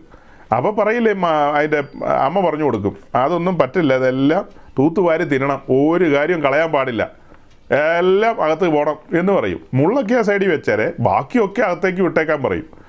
അതുപോലെ നമുക്ക് ഒന്നും കളയാവുന്ന സാധനം, ഇവിടെ മുള്ളൊന്നുമില്ല കളയാനായിട്ട്. ഇവിടെ എന്നാ മുള്ള ഒരു മുള്ളുമില്ല. മുള്ള അനുവദിക്കും, അത് കൊരിന്ത്യലേഖനത്തിലാണ്. മുള്ളുകൾ അനുവദിക്കും. പൗലോസിൻ്റെ ജീവിതത്തിൽ മുള്ളുകൾ അനുവദിച്ചു. നമ്മുടെ ജീവിതത്തിലും ചിലപ്പോൾ മുള്ളുകളൊക്കെ അനുവദിക്കും, വെളിപ്പാടുകളുടെ ആധിക്യ നിമിത്തം നിഗളിച്ചു പോകാതിരിക്കേണ്ടതിന്. പിന്നെ നമുക്ക് ആകെയുള്ളൊരു ആശ്വാസം എന്ന് വെച്ചാൽ വെളിപ്പാടുകളുടെ ആധിക്യം ഒന്നും ഇല്ലാത്തത് കൊണ്ട് മുള്ളുകളൊന്നും അനുവദിക്കപ്പെടില്ല. നിഗളിക്കേണ്ട വിഷയം ഉദിക്കുന്നില്ലല്ലോ. വെളിപ്പാടുകളുടെയൊക്കെ ഒരു ആധിക്യത്തിലേക്ക് വരുമ്പോഴാണ് എല്ലാം ഇങ്ങനെ കത്തി ജ്വലിച്ചുകൊണ്ടിരിക്കുകയാണ്. കരിന്തിരികൾ നിരന്തരം മുറിച്ച് മാറ്റിക്കൊണ്ടിരിക്കുന്നു. അതിങ്ങനെ പൊൻപാത്രത്തിലേക്ക് മാറ്റിക്കൊണ്ടിരിക്കുകയാണ്. അതൊന്നും നിലത്ത് വീണ് തൂകിപ്പോകാതെ സ്വർഗത്തിലെ ദൈവം അതിനൊക്കെ സൂക്ഷിച്ചു വെക്കുകയാണ്. ഒരു ദിവസം പേർവിളിക്കും നേരം ക്രിസ്തുവിൻ്റെ ന്യായാസനത്തിന് മുമ്പാകെ പൊൻപാത്രത്തിൽ നിന്ന് ജീവിതം ഇങ്ങ് പുറത്തേക്ക് എടുക്കും. പൊൻപാത്രത്തിൽ എന്താ മുറിച്ചു വെച്ചിരിക്കുന്നത്? ജീവിതം. നമ്മുടെ സമർപ്പിതമായ ജീവിതമാണ് പൊൻപാത്രത്തിൽ മുറിച്ചു വെച്ചിരിക്കുന്നത്. ആ മുറിച്ചു വെച്ചിരിക്കുന്ന കാര്യങ്ങളെല്ലാം പുറത്തെടുക്കുന്നൊരു ദിവസമുണ്ട്. നമ്മൾ പണ്ട് കേട്ടിരിക്കുന്ന പാട്ടുകളിലൊക്കെ പേർവിളിക്കും നേരം എന്നൊക്കെ പാട്ട് നമ്മൾ കേട്ടിട്ടുണ്ട്. അതായത് എൻ്റെ പേരൊക്കെ അവിടെ കാണുന്നു. ആ കാര്യമല്ല ഞാൻ പറഞ്ഞു വന്നത്. നമ്മൾ പണ്ടേ രക്ഷിക്കപ്പെട്ട് സ്നാനപ്പെട്ട് കൃപയിൽ ഇങ്ങനെ പോവുകയല്ലേ. നമുക്ക് നമ്മുടെ രക്ഷയെക്കുറിച്ച് നല്ല ബോധ്യമുണ്ട്, പരിശുദ്ധാത്മാവ് നടത്തുന്നതിനെക്കുറിച്ച് ബോധ്യമുണ്ട്, നമ്മുടെ രക്ഷയിൽ നമ്മൾ ആനന്ദിക്കുന്നു. അതുകൊണ്ട് ചഞ്ചലങ്ങളൊന്നും ഉള്ളവരല്ല നമ്മൾ. പുറത്തെ ആളുകൾക്ക് അങ്ങനെയൊക്കെ ഉണ്ടോയെന്ന് എനിക്കറിയില്ല. നമ്മുടെ ഈ കൂട്ടത്തിൽ ഇരിക്കുന്ന ആളുകളെല്ലാം അടിയുറച്ച വിശ്വാസികളല്ലേ. ജ്വലിച്ച് നിൽക്കുക എല്ലാവരും. അപ്പോൾ ആ കാരണത്താൽ നമുക്കൊരു സന്ദേഹവുമില്ല. പക്ഷേ ആകെ ഒരു സന്ദേഹം ഇത്രയേ ഉള്ളൂ, ഈ പറഞ്ഞ ദിവസം പൊൻപാത്രത്തിൽ നിന്ന് വല്ലതുമൊക്കെ എടുത്ത് മിഖായേലേ പൊൻപാത്രം കൊണ്ടുപോവാ, ഞാനൊന്ന് നോക്കട്ടെ. നമ്മുടെ സഹോദരി ലിസയോടുള്ള ബന്ധത്തിൽ ആ പൊൻപാത്രം അങ്ങ് കൊണ്ടുപോവാ. നമ്മുടെ ലീമാൻറ്റിയുടെ ആ ജീവിതത്തോടുള്ള ബന്ധത്തിൽ, ജോയ്സിയുടെ ആ ജീവിതത്തോടുള്ള ബന്ധത്തിൽ, പിന്നെ നമ്മുടെ മലബാറുകാരിയുടെ ജീവിതത്തോടുള്ള ബന്ധത്തിൽ ആ പൊൻപാത്രമൊക്കെ ഒന്ന് കൊണ്ടുപോവാ എന്നൊക്കെ പറയുമ്പോൾ അതിനകത്ത് ഇച്ചിരെങ്കിലും തിരി മുറിച്ചിടുന്നത് ഉണ്ടാകണമെന്ന എനിക്കൊരു പ്രാർത്ഥനയുള്ളൂ. ആകെ ഒരു പ്രാർത്ഥന, എന്തെങ്കിലും 2 കഷ്ണമെങ്കിലും മുറിച്ചിടണമല്ലോ. അപ്പോൾ അങ്ങനെ നിങ്ങളുടെ ആ പൊൻപാത്രത്തിൽ ഒരു കുന്ന് കരിന്തിരികൾ ഇങ്ങനെ മുറിച്ചിടുന്നതായിട്ട് ആത്മാവിൽ കണ്ട് സന്തോഷിക്കുകയാണ്. നടക്കട്ടെ. അങ്ങനെ കിടപ്പുണ്ടെന്ന് ഞാൻ കണ്ടെന്നല്ല പറഞ്ഞ കേട്ടോ, അങ്ങനെയൊക്കെ സംഭവിക്കട്ടെ എന്നുള്ളൊരു ആഗ്രഹത്തോടു കൂടി മുള്ളുകളൊക്കെ ജീവിതത്തിൽ അനുവദിക്കും. മുള്ളു മാത്രമാണോ? പിന്നെയും 3-4 കൂട്ടം കാര്യം നമ്മൾ പറഞ്ഞിട്ടില്ലേ. മുള്ള് അനുവദിക്കും, നുകം അനുവദിക്കും, നിരന്തരം ക്രൂശ് എടുക്കണം. പിന്നെ ഒരു കാര്യം ഇവിടെ ഉണ്ടല്ലോ, ഇടുക്കുവാതിലും ഞെരുക്കമുള്ള വഴിയും. 4 പ്രധാനപ്പെട്ട കാര്യമാണ്. നിങ്ങൾ നിങ്ങളുടെ വീട്ടിലേക്ക് പോകുന്ന വഴി മറന്നു പോയാലും സാരമില്ല, ഈ 4 കൂട്ടം കാര്യം ഒരിക്കലും മറന്നു പോകരുത്. അത് നിങ്ങളുടെ ജീവിതത്തിൻ്റെ അവിഭാജ്യ ഘടകമായിട്ട് നിങ്ങൾ കരുതിക്കോണം, നിങ്ങളുടെ ആത്മീയ വർധനവിനും മുന്നേറ്റത്തിനുമൊക്കെ. നമ്മളിവിടെ ഇപ്പോൾ ഒരു സുവിശേഷ പ്രസംഗമൊന്നും അല്ല കേട്ടോ പറയുന്നത്. നമ്മളിവിടെ പറയുന്നത് പുതുതായിട്ട് ആരെങ്കിലും വന്ന് അവരോട് സുവിശേഷം പറഞ്ഞ് യേശു ക്രിസ്തുവിലേക്ക് ആകർഷിക്കുന്ന ഒരു കാര്യമൊന്നും അല്ല ഇപ്പോൾ ഇവിടെ പറയുന്നത്. ഇവിടെ കാലങ്ങൾക്ക് മുമ്പ് വിശ്വാസ വഴിയിലേക്ക് വന്ന് തഴക്കവും പഴക്കവും ഒക്കെയുള്ള അതിപുരാതന വിശ്വാസികളായിരിക്കുന്നവർ, അവരോട് ആ സമർപ്പിത ജീവിതത്തെക്കുറിച്ചും പിന്നെ ക്രിസ്തീയ ജീവിതം എങ്ങനെ മുന്നോട്ട് കൊണ്ടുപോകാം എന്നുള്ള കാര്യങ്ങളൊക്കെയാണ് നമ്മൾ ഈ പറഞ്ഞുകൊണ്ടിരിക്കുന്നത്.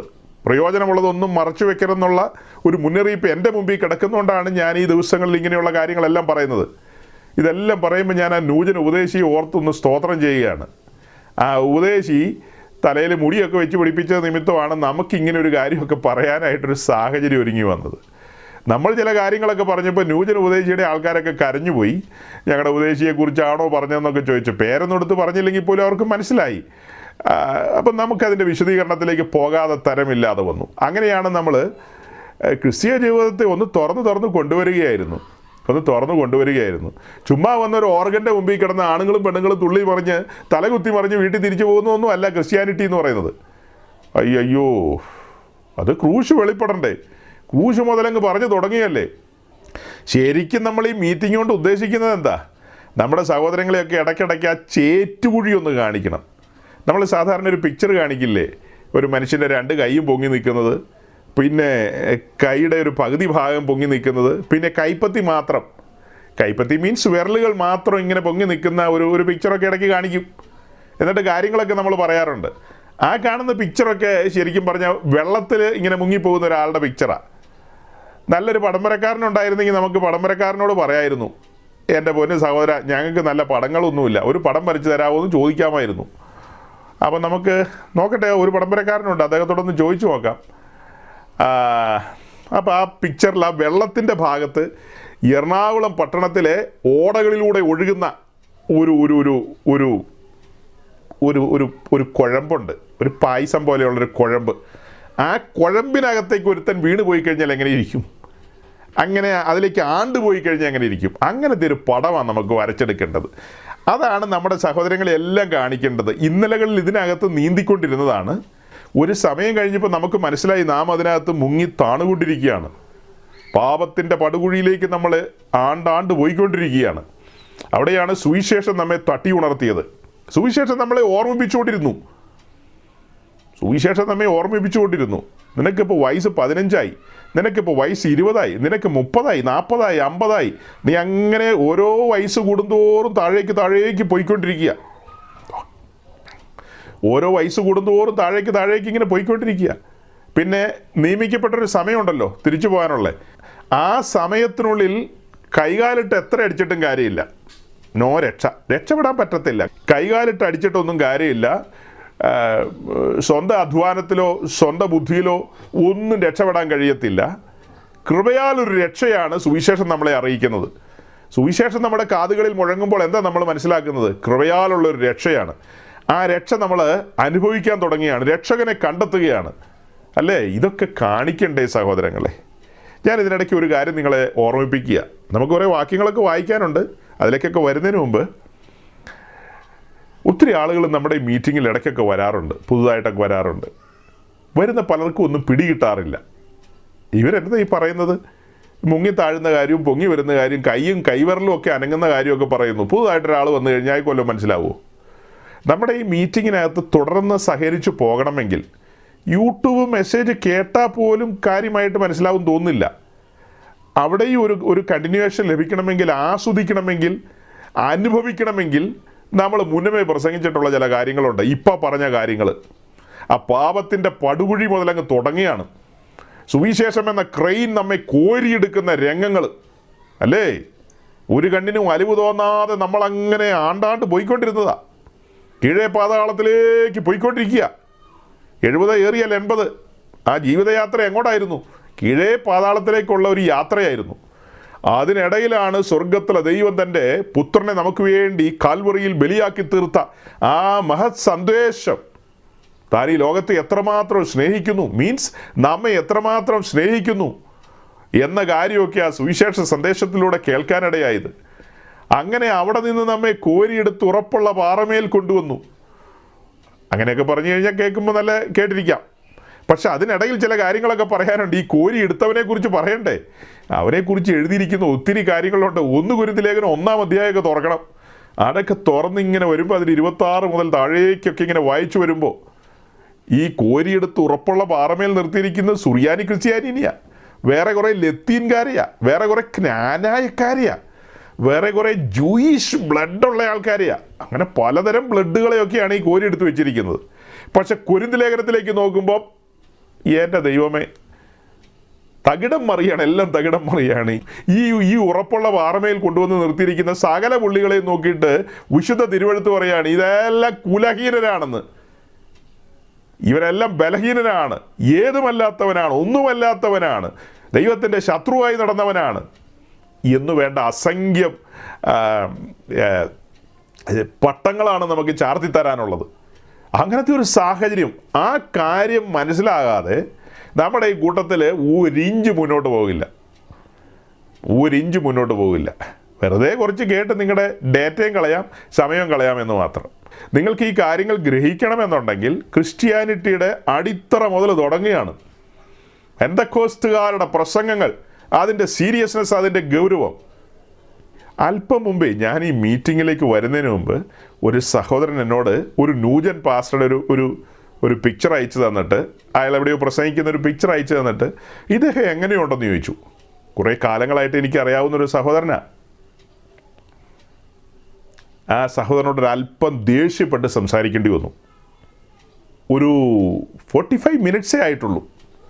ഇപ്പം പറഞ്ഞാൽ 1 അവർ കഴിഞ്ഞു. 1 മണിക്കൂർ മുമ്പ് സംസാരിച്ചുള്ളൂ. അദ്ദേഹത്തോട് അല്പം ദേഷ്യപ്പെട്ട് സംസാരിച്ചു. നമുക്കങ്ങനെ കുറേ സഹോദരങ്ങളുണ്ട് അവിടെ ഇവിടങ്ങളിൽ. അവരുടെ സംശയങ്ങളൊക്കെ ചോദിക്കാൻ അവർ വിളിക്കും. ആ പാസ്റ്റർ ഇന്ന കാര്യം എങ്ങനെയാണ്, ആ കാര്യം എന്താണ്, പിന്നെ ആ വചനത്തിൽ എന്ത് പറയുന്നു, ഈ വചനത്തിൽ എന്ത് പറയുന്നു എന്നൊക്കെ. എനിക്കാണെങ്കിലും മനുഷ്യരെന്നെ വിളിച്ച് എന്തെങ്കിലുമൊക്കെ ചോദിക്കുന്നത് അത്രമേൽ സന്തോഷമാണ്. അതാണ് എൻ്റെ ഒരു സ്വഭാവം. ആരെങ്കിലുമൊക്കെ വിളിച്ച് ദൈവവചനത്തിൽ നിന്ന് കേൾക്കാനായിട്ട് ആഗ്രഹിക്കുകയാണെങ്കിൽ ഞാൻ ഊണും ഉറക്കമൊക്കെ മറന്നൊരു ഭ്രാന്തനെ പോലെ സംസാരിക്കും. പക്ഷേ ഉണ്ടല്ലോ, ഇങ്ങനെ ചോദിക്കുന്ന ആളുകളോട് വർത്തമാനം പറയാനേ താല്പര്യമില്ല. അയ്യോ അതെന്നാ പാസ്റ്ററെ, ഇവർ ഈ ചോദിക്കുന്ന ചോദ്യങ്ങളൊക്കെ നമ്മളിവിടെ ഇരുന്ന് ഈ സംസാരിക്കുകയും ധ്യാനിക്കുകയൊക്കെ ചെയ്യുന്ന കാര്യങ്ങളാന്നേ. അതൊക്കെ യൂട്യൂബിൽ കിടപ്പുണ്ട്. വല്ലപ്പോഴെങ്കിലും മാസത്തിലോ വേണ്ട 6 മാസം കൂടുമ്പോഴെങ്കിലും നമ്മൾ പ്രസംഗിക്കുന്ന യൂട്യൂബിൽ നമ്മൾ അപ്ലോഡ് ചെയ്യുന്ന ഈ മെസ്സേജുകൾ ഒന്ന് കേൾക്കാൻ മേലേ. 6 മാസത്തിൽ ഒരെണ്ണം, വർഷത്തിൽ 2 എണ്ണം മതി. ചുമ്മാ അത് തുറന്നു പോലും നോക്കില്ല. അവരുടെ വിചാരം നിങ്ങളൊക്കെ ഇവിടെ ഇരിക്കുന്നവരൊക്കെ വെറും പൊട്ടന്മാരും പൊട്ടികളും ഒക്കെയാണ്, അവർ ബുദ്ധിമാന്മാരാന്ന.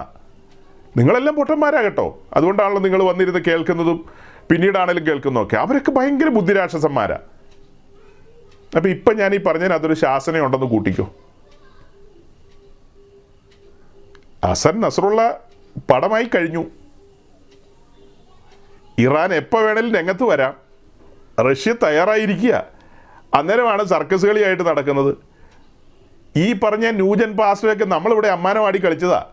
ഇതെല്ലാം സർക്കസ് കമ്പനിക്കാരാണെന്നും ഇവരെല്ലാം സാത്താനാ നയിക്കുന്നതെന്നൊക്കെ നിങ്ങളൊക്കെ കേട്ടതാ. അതൊക്കെ ആരാ ഏതാന്ന് ചോദിച്ചു കഴിഞ്ഞാൽ ഏതും ആകട്ടെ, നിങ്ങളൊക്കെ അത് കേട്ട് മനസ്സിലാക്കിയവരാ. നിങ്ങൾ അങ്ങനത്തെ ഒരു ചോദ്യം എന്നോട് ചോദിക്കില്ല ഒറ്റ ഒരാളും. കാരണം നിങ്ങൾക്ക് ബോധ്യമുണ്ട്. ഞാൻ പറഞ്ഞത് കൊണ്ടല്ല, ഞാൻ ചിലപ്പോൾ ചില സൂചനകളായിരിക്കും തന്നത്. നിങ്ങളുടെ ഉള്ളിൽ വന്നിരിക്കുന്ന പരിശുദ്ധാത്മാവിൽ നിങ്ങൾക്ക് കാര്യങ്ങളെ ഉറപ്പിക്കാമല്ലോ. കാര്യങ്ങളെ ഉറപ്പിക്കാം. ഞാൻ എന്തുകൊണ്ട് ആ സഹോദരനോട് ഇത്തിരി ഒരു ഹാർഷായിട്ട് സംസാരിച്ചത്? ആ സഹോദരൻ്റെ കുടുംബത്തിൽ പുരോഹിതന്മാരുണ്ട്. അദ്ദേഹം ഒരു ഓർത്തഡോക്സ് ഫാമിലിയിൽ നിന്ന് വരുന്ന ആളാണ്. അങ്ങനെ പല കാര്യങ്ങളും ഉണ്ടെന്ന് നിങ്ങൾ കൂട്ടിക്കോ. അപ്പോൾ ആ സഹോദരൻ ആത്മീയത്തിൽ മുന്നോട്ട് പോകുന്നില്ല. ഇത്ര കാലത്തിന് ശേഷം ഈ രാജ്യാന്തര കറക്ക് കമ്പനികളെ പോലും പുള്ളിക്ക് അറിയാൻ പാടില്ലെങ്കിൽ പുള്ളി നിൽക്കുന്നത് നല്ല വ്യവസ്ഥാപിത പെന്തിക്കോസ് സഭയിലൊക്കെയാണ്. പക്ഷെ ഇങ്ങനെയുള്ള എല്ലാ കൂട്ടുകെട്ടുകളിലും പോയി തലയിടും. അവിടെ നിന്നൊരു പായസം കുടിച്ചു, ഇവിടുന്ന് ഇച്ചിരി അവിയിൽ നിന്നു, അവിടെ നിന്ന് ഇച്ചിരി മെഴുക്ക് പുരട്ടി തിന്നു, പിന്നെ മറ്റോടൊന്ന് എന്ത് ചെയ്തു, അവിടെ നിന്ന് ഇച്ചിരി ഏതാണ്ട് ഇച്ചിരി രസം കുടിച്ചു. ഇച്ചിരി രസമല്ലേ പാസ്റ്ററെ? ആ രസമാണ്. അങ്ങനെ അവിടെ നിന്ന് ഇവിടുന്നൊക്കെ രസം കുടിച്ചൊരു പരുവത്തിലായി ഇങ്ങനെ പോയിക്കൊണ്ടിരിക്കുക. ആ കാരണത്താലാണ് ഞാൻ ശാസിച്ചത്. കാരണം ആ സഹോദരനെ ഞാൻ സ്നേഹിക്കുന്നു. അപ്പോൾ ബാക്കിയുള്ളവരോടൊന്നും സ്നേഹമില്ലേ, നിങ്ങളോടൊന്നും സ്നേഹമില്ലേ എന്ന് നിങ്ങൾ ചിന്തിക്കരുത്. നിങ്ങളെയൊന്നും അങ്ങനെ ശാസിക്കാൻ അവസരം കിട്ടിയിട്ടില്ലാത്തതുകൊണ്ട് ശാസിച്ചില്ലെന്നേ ഉള്ളൂ. ആ സഹോദരനോടൊരു സ്നേഹമുണ്ട്. കാരണം എന്താണെന്ന് നിങ്ങൾക്ക് മനസ്സിലായോ? ദൈവനാമം ദൂഷിക്കപ്പെടും. അദ്ദേഹം ഇറങ്ങിത്തിരിച്ചു. അദ്ദേഹം ആത്മീയത്തിൽ വളർന്നില്ലെങ്കിൽ, തലയെടുപ്പോടെ നിന്നില്ലെങ്കിൽ, വിശ്വാസ പ്രമാണങ്ങളെ മുറുകെ പിടിച്ചുകൊണ്ട് ഉപദേശ സത്യങ്ങളെ തിരിച്ചറിഞ്ഞുകൊണ്ട് നിന്നില്ലെങ്കിൽ കണ്ട ജാതികളുടെ മുമ്പിൽ ദൈവനാമം ദുഷിക്കപ്പെടും. ഈ പെന്തിക്കോസുകാരെന്നൊക്കെ പറയുന്ന ചുമ്മാ കറക്ക് കമ്പനി ഞങ്ങളുടെ ഒരു സഹോദരനെ, ഞങ്ങളുടെ ഒരു അനിയനെ, ഞങ്ങളുടെ ഒരു പയ്യനെ വിളിച്ചുകൊണ്ട് പോയി വെള്ളത്തിലിട്ട് പൊക്കി എടുത്തു, അവനിപ്പോൾ നൂല് പൊട്ടിയ പട്ടം പോലെ ഇങ്ങനെ പറന്ന് കിടക്കുക എന്നൊക്കെ അവരെങ്ങാനും പറഞ്ഞ പിന്നെ ജീവിച്ചിട്ട് കാര്യമുണ്ടോ? ആ ആൾക്കാരെ, അവൻ്റെ സ്വന്തക്കാരങ്ങനെ പറഞ്ഞു കഴിഞ്ഞാൽ എന്തായിരിക്കും അവസ്ഥ? അപ്പോൾ അതുകൊണ്ടാണ് അങ്ങനെ സംസാരിച്ചത്. പറഞ്ഞു വന്നതിൻ്റെ സാരം എന്താണെന്നറിയാമോ സഹോദരങ്ങളെ? ഇവിടെ ഈ കാര്യങ്ങളെല്ലാം വെളിപ്പെട്ട് വരുന്നുണ്ട്. കേൾക്കാൻ ഒരു മനസ്സ് വയ്ക്കണം, ഒരു നല്ല മനസ്സ് വയ്ക്കണം. നമ്മൾ ആരും ഒന്നും തികഞ്ഞവരല്ല. നമ്മൾ ആരാ തികഞ്ഞവരുള്ളത്? എന്നെ സംബന്ധിച്ച് പറഞ്ഞാൽ ഞാൻ ഏതോ അരിവും മൂല്യമൊക്കെയാണ് ഞാനും മനസ്സിലാക്കിയിരിക്കുന്നത്. പരിശുദ്ധാത്മാവ് നമുക്ക് തുറന്നു തരുന്നു, കൃപയാൽ ഇതെല്ലാം മനസ്സിലാക്കുന്നു, അത്രയേ ഉള്ളൂ. അപ്പോൾ ഇപ്പോഴും ഒരു ദാഹമാണ്, ആത്മാവിലൊരു വിശപ്പാണ്. ആത്മാവിൽ ദരിദ്രരായവർ ഭാഗ്യവാന്മാരെന്നുള്ള വചനമൊക്കെ എന്നും മുഴങ്ങുകയാണ് അകത്ത്. നമ്മൾ ഈ വിശുദ്ധ തിരുവെഴുത്ത് എന്ന് പറയുന്ന സാഗരത്തിൽ നിന്ന് എന്ത് കുടിച്ചെന്നാണ് ഈ പറയുന്നത്? ഒന്നും കുടിച്ചിട്ടില്ല, എന്തോ ഒരിച്ചിരി തൊട്ട് നക്കിയിട്ടുണ്ടെന്നേ ഉള്ളൂ. അപ്പം നമുക്ക് പുകഴാനും പറയാനും തൃപ്തരായി ഞങ്ങൾ ഓക്കെയായി ഞങ്ങളങ്ങ് ഡോക്ടറേറ്റ് എടുത്തിട്ടിരിക്കുക എന്നൊക്കെ പറയാൻ പറ്റുമോ? അതുകൊണ്ട് കിട്ടുന്ന അവസരങ്ങളൊന്നും നഷ്ടപ്പെടുത്തരുത്. ഇവിടെ ഡയറക്റ്റ് വന്ന് ഈ മെസ്സേജുകൾ കേട്ടിട്ട് വീണ്ടും യൂട്യൂബിൽ കേൾക്കുന്ന സഹോദരങ്ങളോട് ഇരിപ്പുണ്ട്. ഈ ഡയറക്റ്റ് കേൾക്കുമ്പോൾ കിട്ടുന്ന ആ ശ്രദ്ധയ്ക്ക് ചിലപ്പോൾ എന്തെങ്കിലും തടസ്സങ്ങളൊക്കെ വരാം. ആ കാരണത്തിൽ അവർ പിന്നെയും കേൾക്കും. അവരെല്ലാം മണ്ടന്മാരാണോ? അയ്യോ, അങ്ങനെയൊക്കെ ചിന്തിക്കല്ലേ. അവരൊന്നും മണ്ടന്മാരൊന്നുമല്ല. അവരൊക്കെ ചിന്തിക്കുന്ന കാര്യം ഇത്രയേ ഉള്ളൂ: ക്രിസ്തുവിൻ്റെ ന്യായാസനത്തിന് മുമ്പാകെ പൊൻപാത്രത്തിൽ വല്ലതും കാണണം മുറിച്ചിട്ടിരിക്കുന്നത്. അതിനു വേണ്ടിയിട്ടാണ്. അല്ലാതെ വേറെ ഒരു പണിയില്ലാത്തതുകൊണ്ട് ഞങ്ങൾ വന്ന് പ്രസംഗം കേൾക്കുക എന്നാണോ ധരിക്കുന്നത്? അങ്ങനെയൊന്നുമല്ല. എല്ലാവർക്കും നല്ല തിരക്കും പണിയും അധ്വാനവും ഒക്കെ ഉള്ളവരാ. അതെല്ലാം മാറ്റി വെച്ചിട്ടാണ് വരുന്നത്, അല്ലേ? ആകെയുള്ളൊരു അവധി ദിവസമാണ്. ആ ദിവസം പല പല കാര്യങ്ങളുണ്ട് പലർക്കും. ഉദ്യോഗത്തിലൊക്കെ ഇരിക്കുന്ന ആളുകളെ സംബന്ധിച്ച്, ചുമ്മാ വീട്ടിലിരിക്കുന്നവർക്ക് കുഴപ്പമില്ല, ഉദ്യോഗത്തിലൊക്കെ ഇരിക്കുന്ന ആളുകളെ സംബന്ധിച്ച് ഓരോ അവധി ദിവസങ്ങളും വിലപ്പെട്ടതാണ് അവർക്ക്. പക്ഷേ അതിലെല്ലാത്തിനേക്കാൾ ഉപരിയായിട്ട് ദൈവസന്നിധിയിൽ ഇരിക്കുന്നതിൻ്റെ സന്തോഷം ഒന്ന് വേറെയാണ്. ദൈവത്തിൻ്റെ വചനത്തിന് മുമ്പാകെ നമ്മളായിരിക്കുക എന്ന് പറയുന്നത്. വെളിപ്പാടുകളല്ലേ നമ്മുടെ മുമ്പിൽ വെളിപ്പെട്ട് വരുന്നത്. ഞാൻ എന്ത് പറഞ്ഞപ്പോഴും ഇവിടെ വന്നതെന്ന് മനസ്സിലായോ? അതായത് നമ്മൾ ഈ പറയുന്ന കാര്യങ്ങളുമായിട്ട് ചേർന്ന് യോജിച്ച് മുന്നോട്ട് പോകണമെങ്കിൽ നിങ്ങളെ രക്ഷയുടെ അടിത്തട്ട് കാണണം. നിങ്ങൾ എവിടെയാണ് കിടന്നതെന്ന് അറിയണം. നിങ്ങളെ എങ്ങനെയാണ് ഈ ദൈവരാജ്യത്തിൽ കൊണ്ടുവന്നത് എന്നുള്ളത് നിശ്ചയമായി അറിഞ്ഞിരിക്കണം. നമ്മളിവിടെ മുന്നമേ പ്രസംഗിച്ചൊരു മെസ്സേജിൻ്റെ ഹെഡിങ് എന്ന് പറയുന്നത് 3 ന്യായവിധികൾ എന്നുള്ളതാണ്.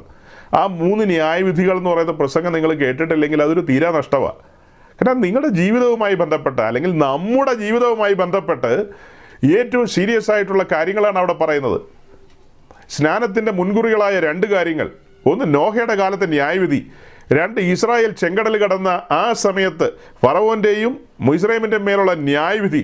2 ന്യായവിധിയെക്കുറിച്ച് പറഞ്ഞിട്ട് 3-ാമത്തെ ന്യായവിധി നമ്മൾ കാണുന്നത് കാൽവറിയിലാണ്. മാനവവർഗത്തിൻ്റെ മേൽ വരണ്ട ദൈവകോപാഗ്നി തൻ്റെ പുത്രൻ്റെ മേൽ വീഴുന്ന ആ കാഴ്ച, ന്യായവിധിയാണ് അവിടെ കാണുന്നത്. പാപത്തിൻ്റെ മേൽ. ഇവിടെ ഒരു കാര്യം കൂടെ നമ്മൾ മനസ്സിലാക്കണം. 2 കൊരിന്ത്യർ ലേഖനം 5:21 പറയുന്ന പോലെ പാപമറിയാത്തവനെ നമുക്ക് വേണ്ടി പാപമാക്കി. ഇപ്പോൾ ക്രൂശിലേക്ക് നോക്കുമ്പോൾ നാം കാണുന്നത് ആരെയാ? ഇസ്രായേലിൻ്റെ പാപവും ശാപവും ഒരാടിൻ്റെ മേൽ, അസാസേലിന് ചീട്ട് വീണ ആടിൻ്റെ മേൽ ചുമത്തി കഴിയുമ്പോൾ ആ ആടിനെ മരുഭൂമിയിലേക്ക് പറഞ്ഞയക്കുന്നത് പോലെ നമ്മുടെ സകല പാപവും ശാപവും കുഞ്ഞാടിൻ്റെ മേൽ ചൊരിയപ്പെട്ട്, അല്ലെങ്കിൽ അവൻ്റെ മേൽ ആരോപിക്കപ്പെട്ട്, ഇപ്പോൾ പ്രിയപുത്രൻ എന്ന നിലയിൽ നിന്ന് വ്യത്യസ്തമായ നിലയിൽ നമ്മൾ കാണുന്നത് എന്താ? പാപമറിയാത്തവനെ നമുക്ക് വേണ്ടി പാപമാക്കി. അവൻ പാപം എന്ന നിലയിൽ ന്യായവിധിക്ക് വേണ്ടി തൂക്കപ്പെട്ട് കിടക്കുകയാണ്. ആ കാഴ്ചകൾ 3-ാമത്തെ ന്യായവിധി അവിടെയാണ് നമ്മൾ കാണുന്നത്. 2 ന്യായവിധിയോടുള്ള ബന്ധത്തിലും നമ്മൾ പറഞ്ഞു, ഇനി ജീവിക്കുന്നവർ തങ്ങൾക്കായിട്ടല്ല, തങ്ങൾക്ക് വേണ്ടി മരിച്ചുയർത്തവനായിട്ട് ജീവിക്കണം. ഇത് അംഗീകരിക്കാൻ പറ്റാത്തവർക്ക് നമ്മളുമായിട്ട് സഹകരിക്കാൻ പറ്റില്ല സഹോദരങ്ങളെ.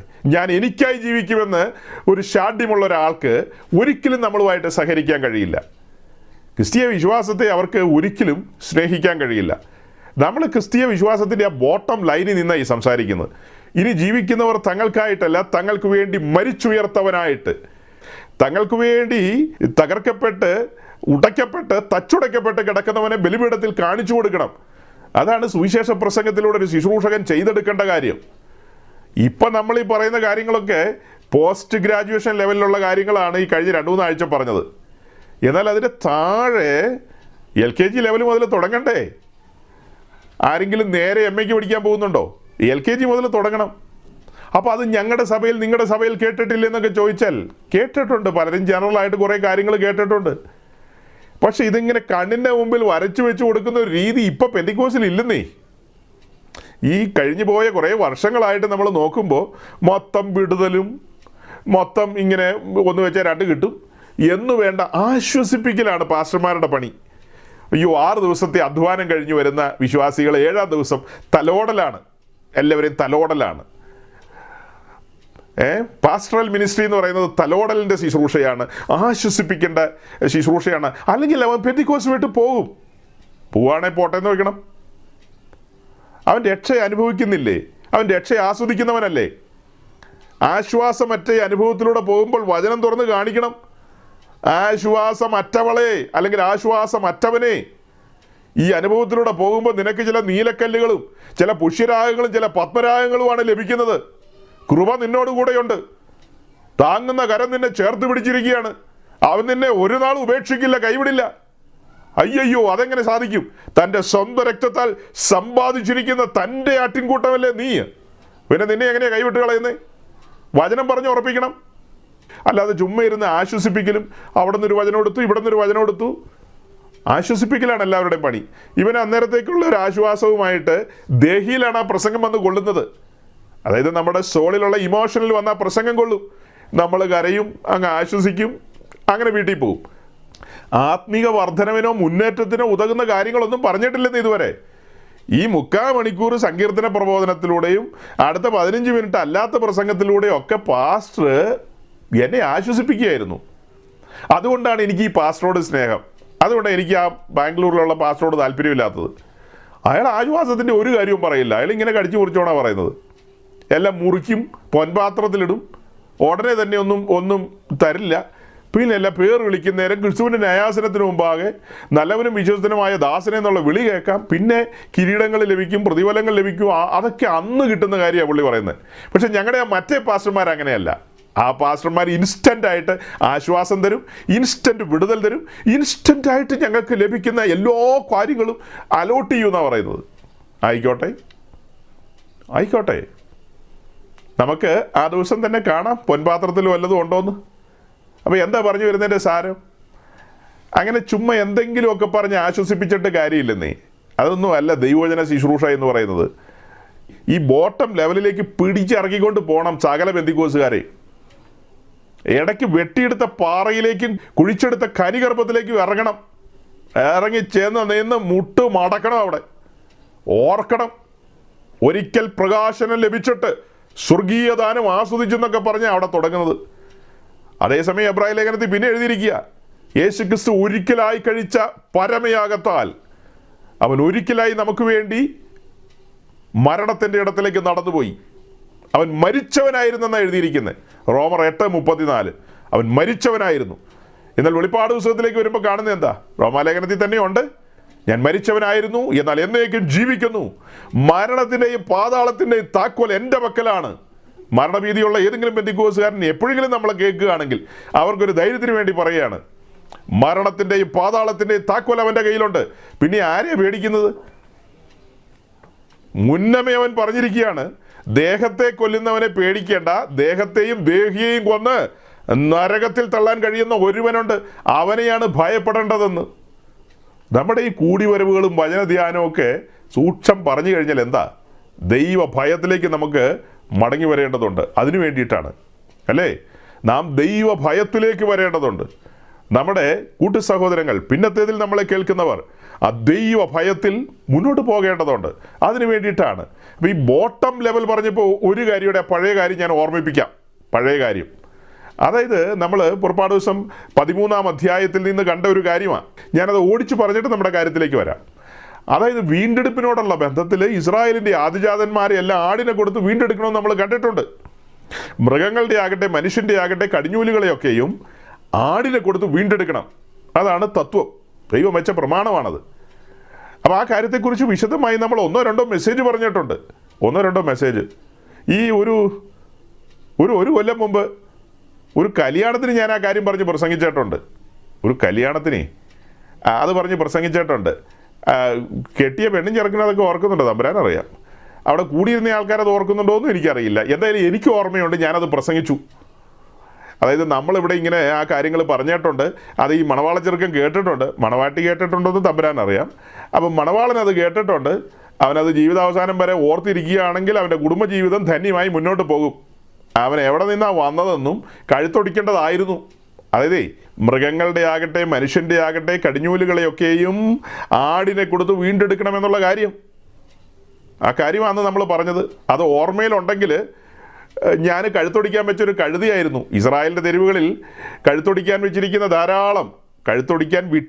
ധാരാളം കഴുതകളുണ്ടല്ലോ.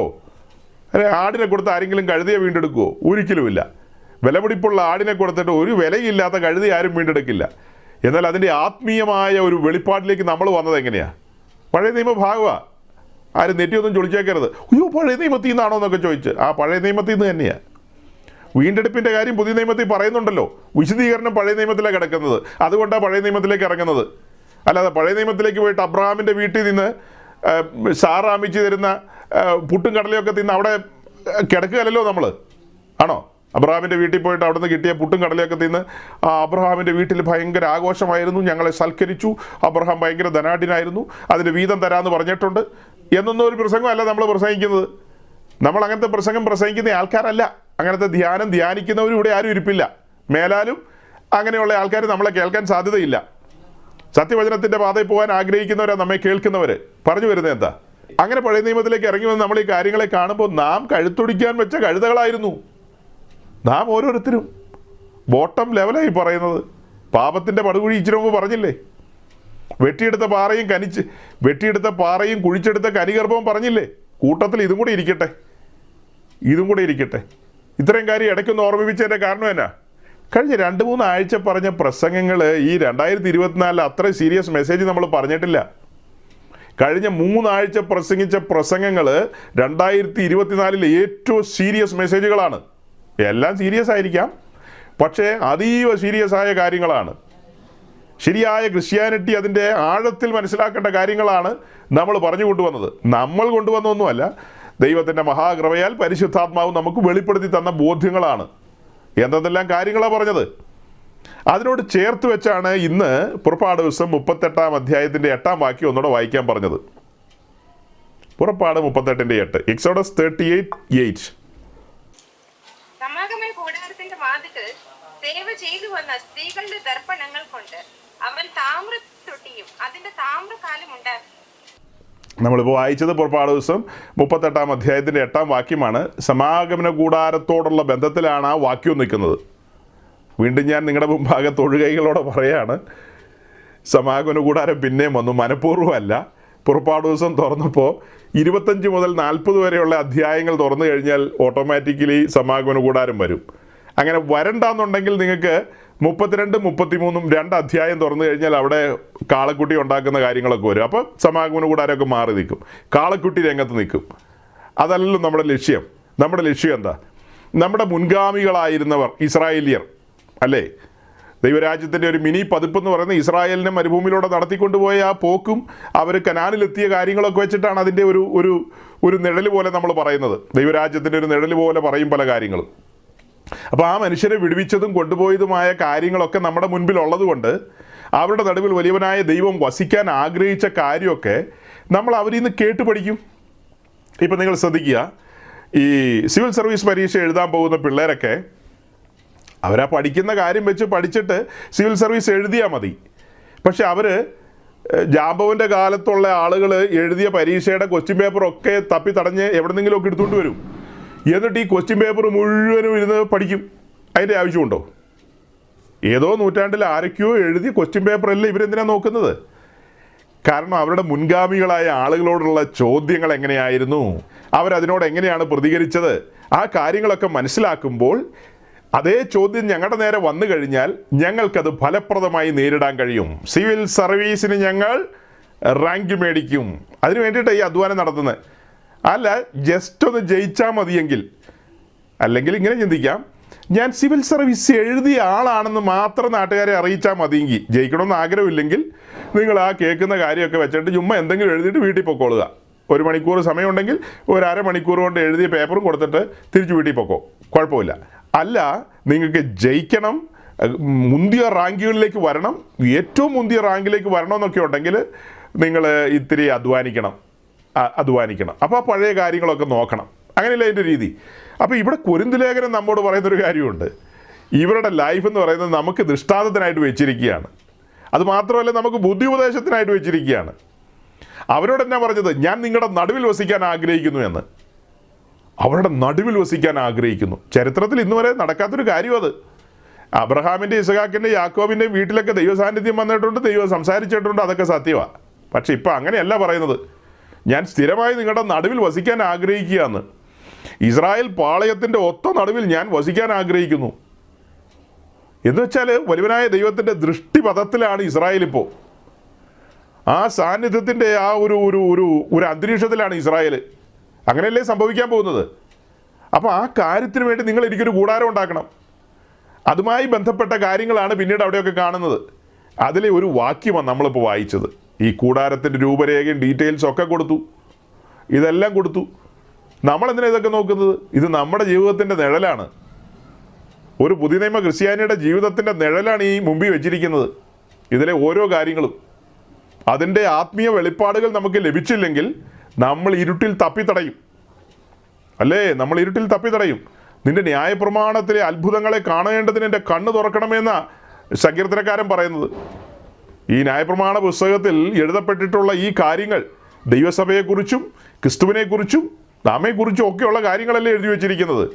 ആ കാര്യങ്ങളുടെ ആത്മീയ മർമ്മങ്ങൾ നമുക്ക് തുറന്നു കിട്ടണം. അപ്പോൾ നമ്മൾ ഈ സമാഗമന കൂടാരത്തിൻ്റെ പിക്ചർ ഒന്ന് മനസ്സിൽ കണ്ടേ. അതിൻ പ്രകാരം വാതിൽ തുറക്കുമ്പോൾ കയറി വരുമ്പോൾ ആദ്യം കാണുന്നത് യാഗപീഠമാണ്. യാഗപീഠം ഖദിരമരം കൊണ്ട് പണിതൊരു യാഗപീഠം. അതിലേറ്റവും വലിയ വലിപ്പമുള്ള ഉപകരണമാണ്.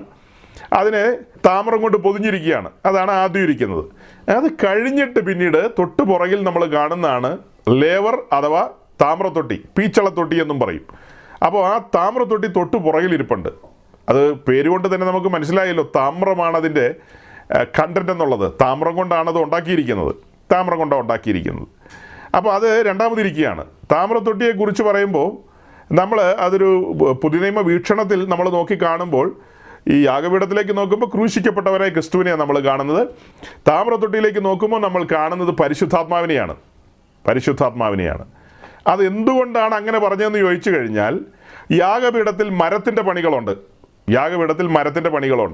അതേസമയം താമ്രത്തൊട്ടിയിലേക്ക് വരുമ്പോൾ അവിടെ അശേഷം മരമില്ല, മരത്തിൻ്റെ യാതൊരു പണിയുമില്ല. അവിടെ താമ്രം മാത്രമേ ഉള്ളൂ. അപ്പോൾ പരിശുദ്ധാത്മാവിനെക്കുറിച്ചും യേശുക്രിസ്തുവിനെക്കുറിച്ചും നമ്മൾ പഠിക്കുമ്പോൾ യേശുക്രിസ്തു ജഡം ധരിച്ച് ഈ ഭൂമിയിൽ മനുഷ്യനായി വന്നു. അതേസമയം പരിശുദ്ധാത്മാവ് അങ്ങനെ ജഡം ധരിച്ച് മനുഷ്യനായിട്ടൊന്നും അല്ല വന്നിരിക്കുന്നത്. തമ്മിലുള്ള അന്തരം അവിടെ മനസ്സിലാക്കിക്കൊള്ളണം. അവിടേക്ക് വിശദീകരിക്കേണ്ട വിഷയങ്ങളാണ്. ഞാൻ അങ്ങനത്തെ ഒരു പഠനത്തിന്, ടാബർനാക്കലിൻ്റെ പഠനത്തിനോ താമ്രത്തൊട്ടിയുടെ പഠനത്തിനൊന്നും ഇപ്പോൾ സമയം കണ്ടെത്തുകയല്ല. എനിക്കൊരു വിഷയം നിങ്ങളുടെ മുമ്പിൽ അവതരിപ്പിക്കണം. കഴിഞ്ഞ ദിവസങ്ങളിൽ പറഞ്ഞു വന്ന കാര്യത്തിൻ്റെ തുടർച്ചയെന്നോണം ഈ കാര്യം അവതരിപ്പിക്കുന്നതിന് മുമ്പ് ഞാൻ പഴയ ചില കാര്യങ്ങളും കൂടെ നിങ്ങളുടെ മുമ്പാകെ ഇപ്പോൾ കൊണ്ടുവന്ന് കഴിഞ്ഞു. ആ ബോട്ടം ലെവലൊന്ന് കാണിച്ചായിരുന്നു അല്ലേ? എറണാകുളം പട്ടണത്തിൽ പോകാത്ത ആരെങ്കിലും ഇവിടെ എന്നെ കേൾക്കുന്നുണ്ടെങ്കിൽ എപ്പോഴെങ്കിലും നിങ്ങൾ എറണാകുളം പട്ടണത്തിലേക്ക് ഒരു യാത്ര നയിക്കണം. അങ്ങനെ എറണാകുളം പട്ടണത്തിലേക്ക് യാത്ര നയിച്ച് അവിടെ ചെന്ന് അവിടുത്തെ ആ ഓടകളൊക്കെ ഒന്ന് വിസിറ്റ് ചെയ്യണം. അതിനകത്തേക്ക് ഇറങ്ങിപ്പോണമെന്നല്ല പറഞ്ഞേ, അതിൻ്റെ കരയ്ക്ക് നിന്ന് ഓടകൾ. ലോകത്തിൽ ഇങ്ങനത്തെ ഓടകൾ കാണില്ല. ലോകത്തിൽ ആകെയുള്ളൊരു സ്ഥലം എറണാകുളമാണ്.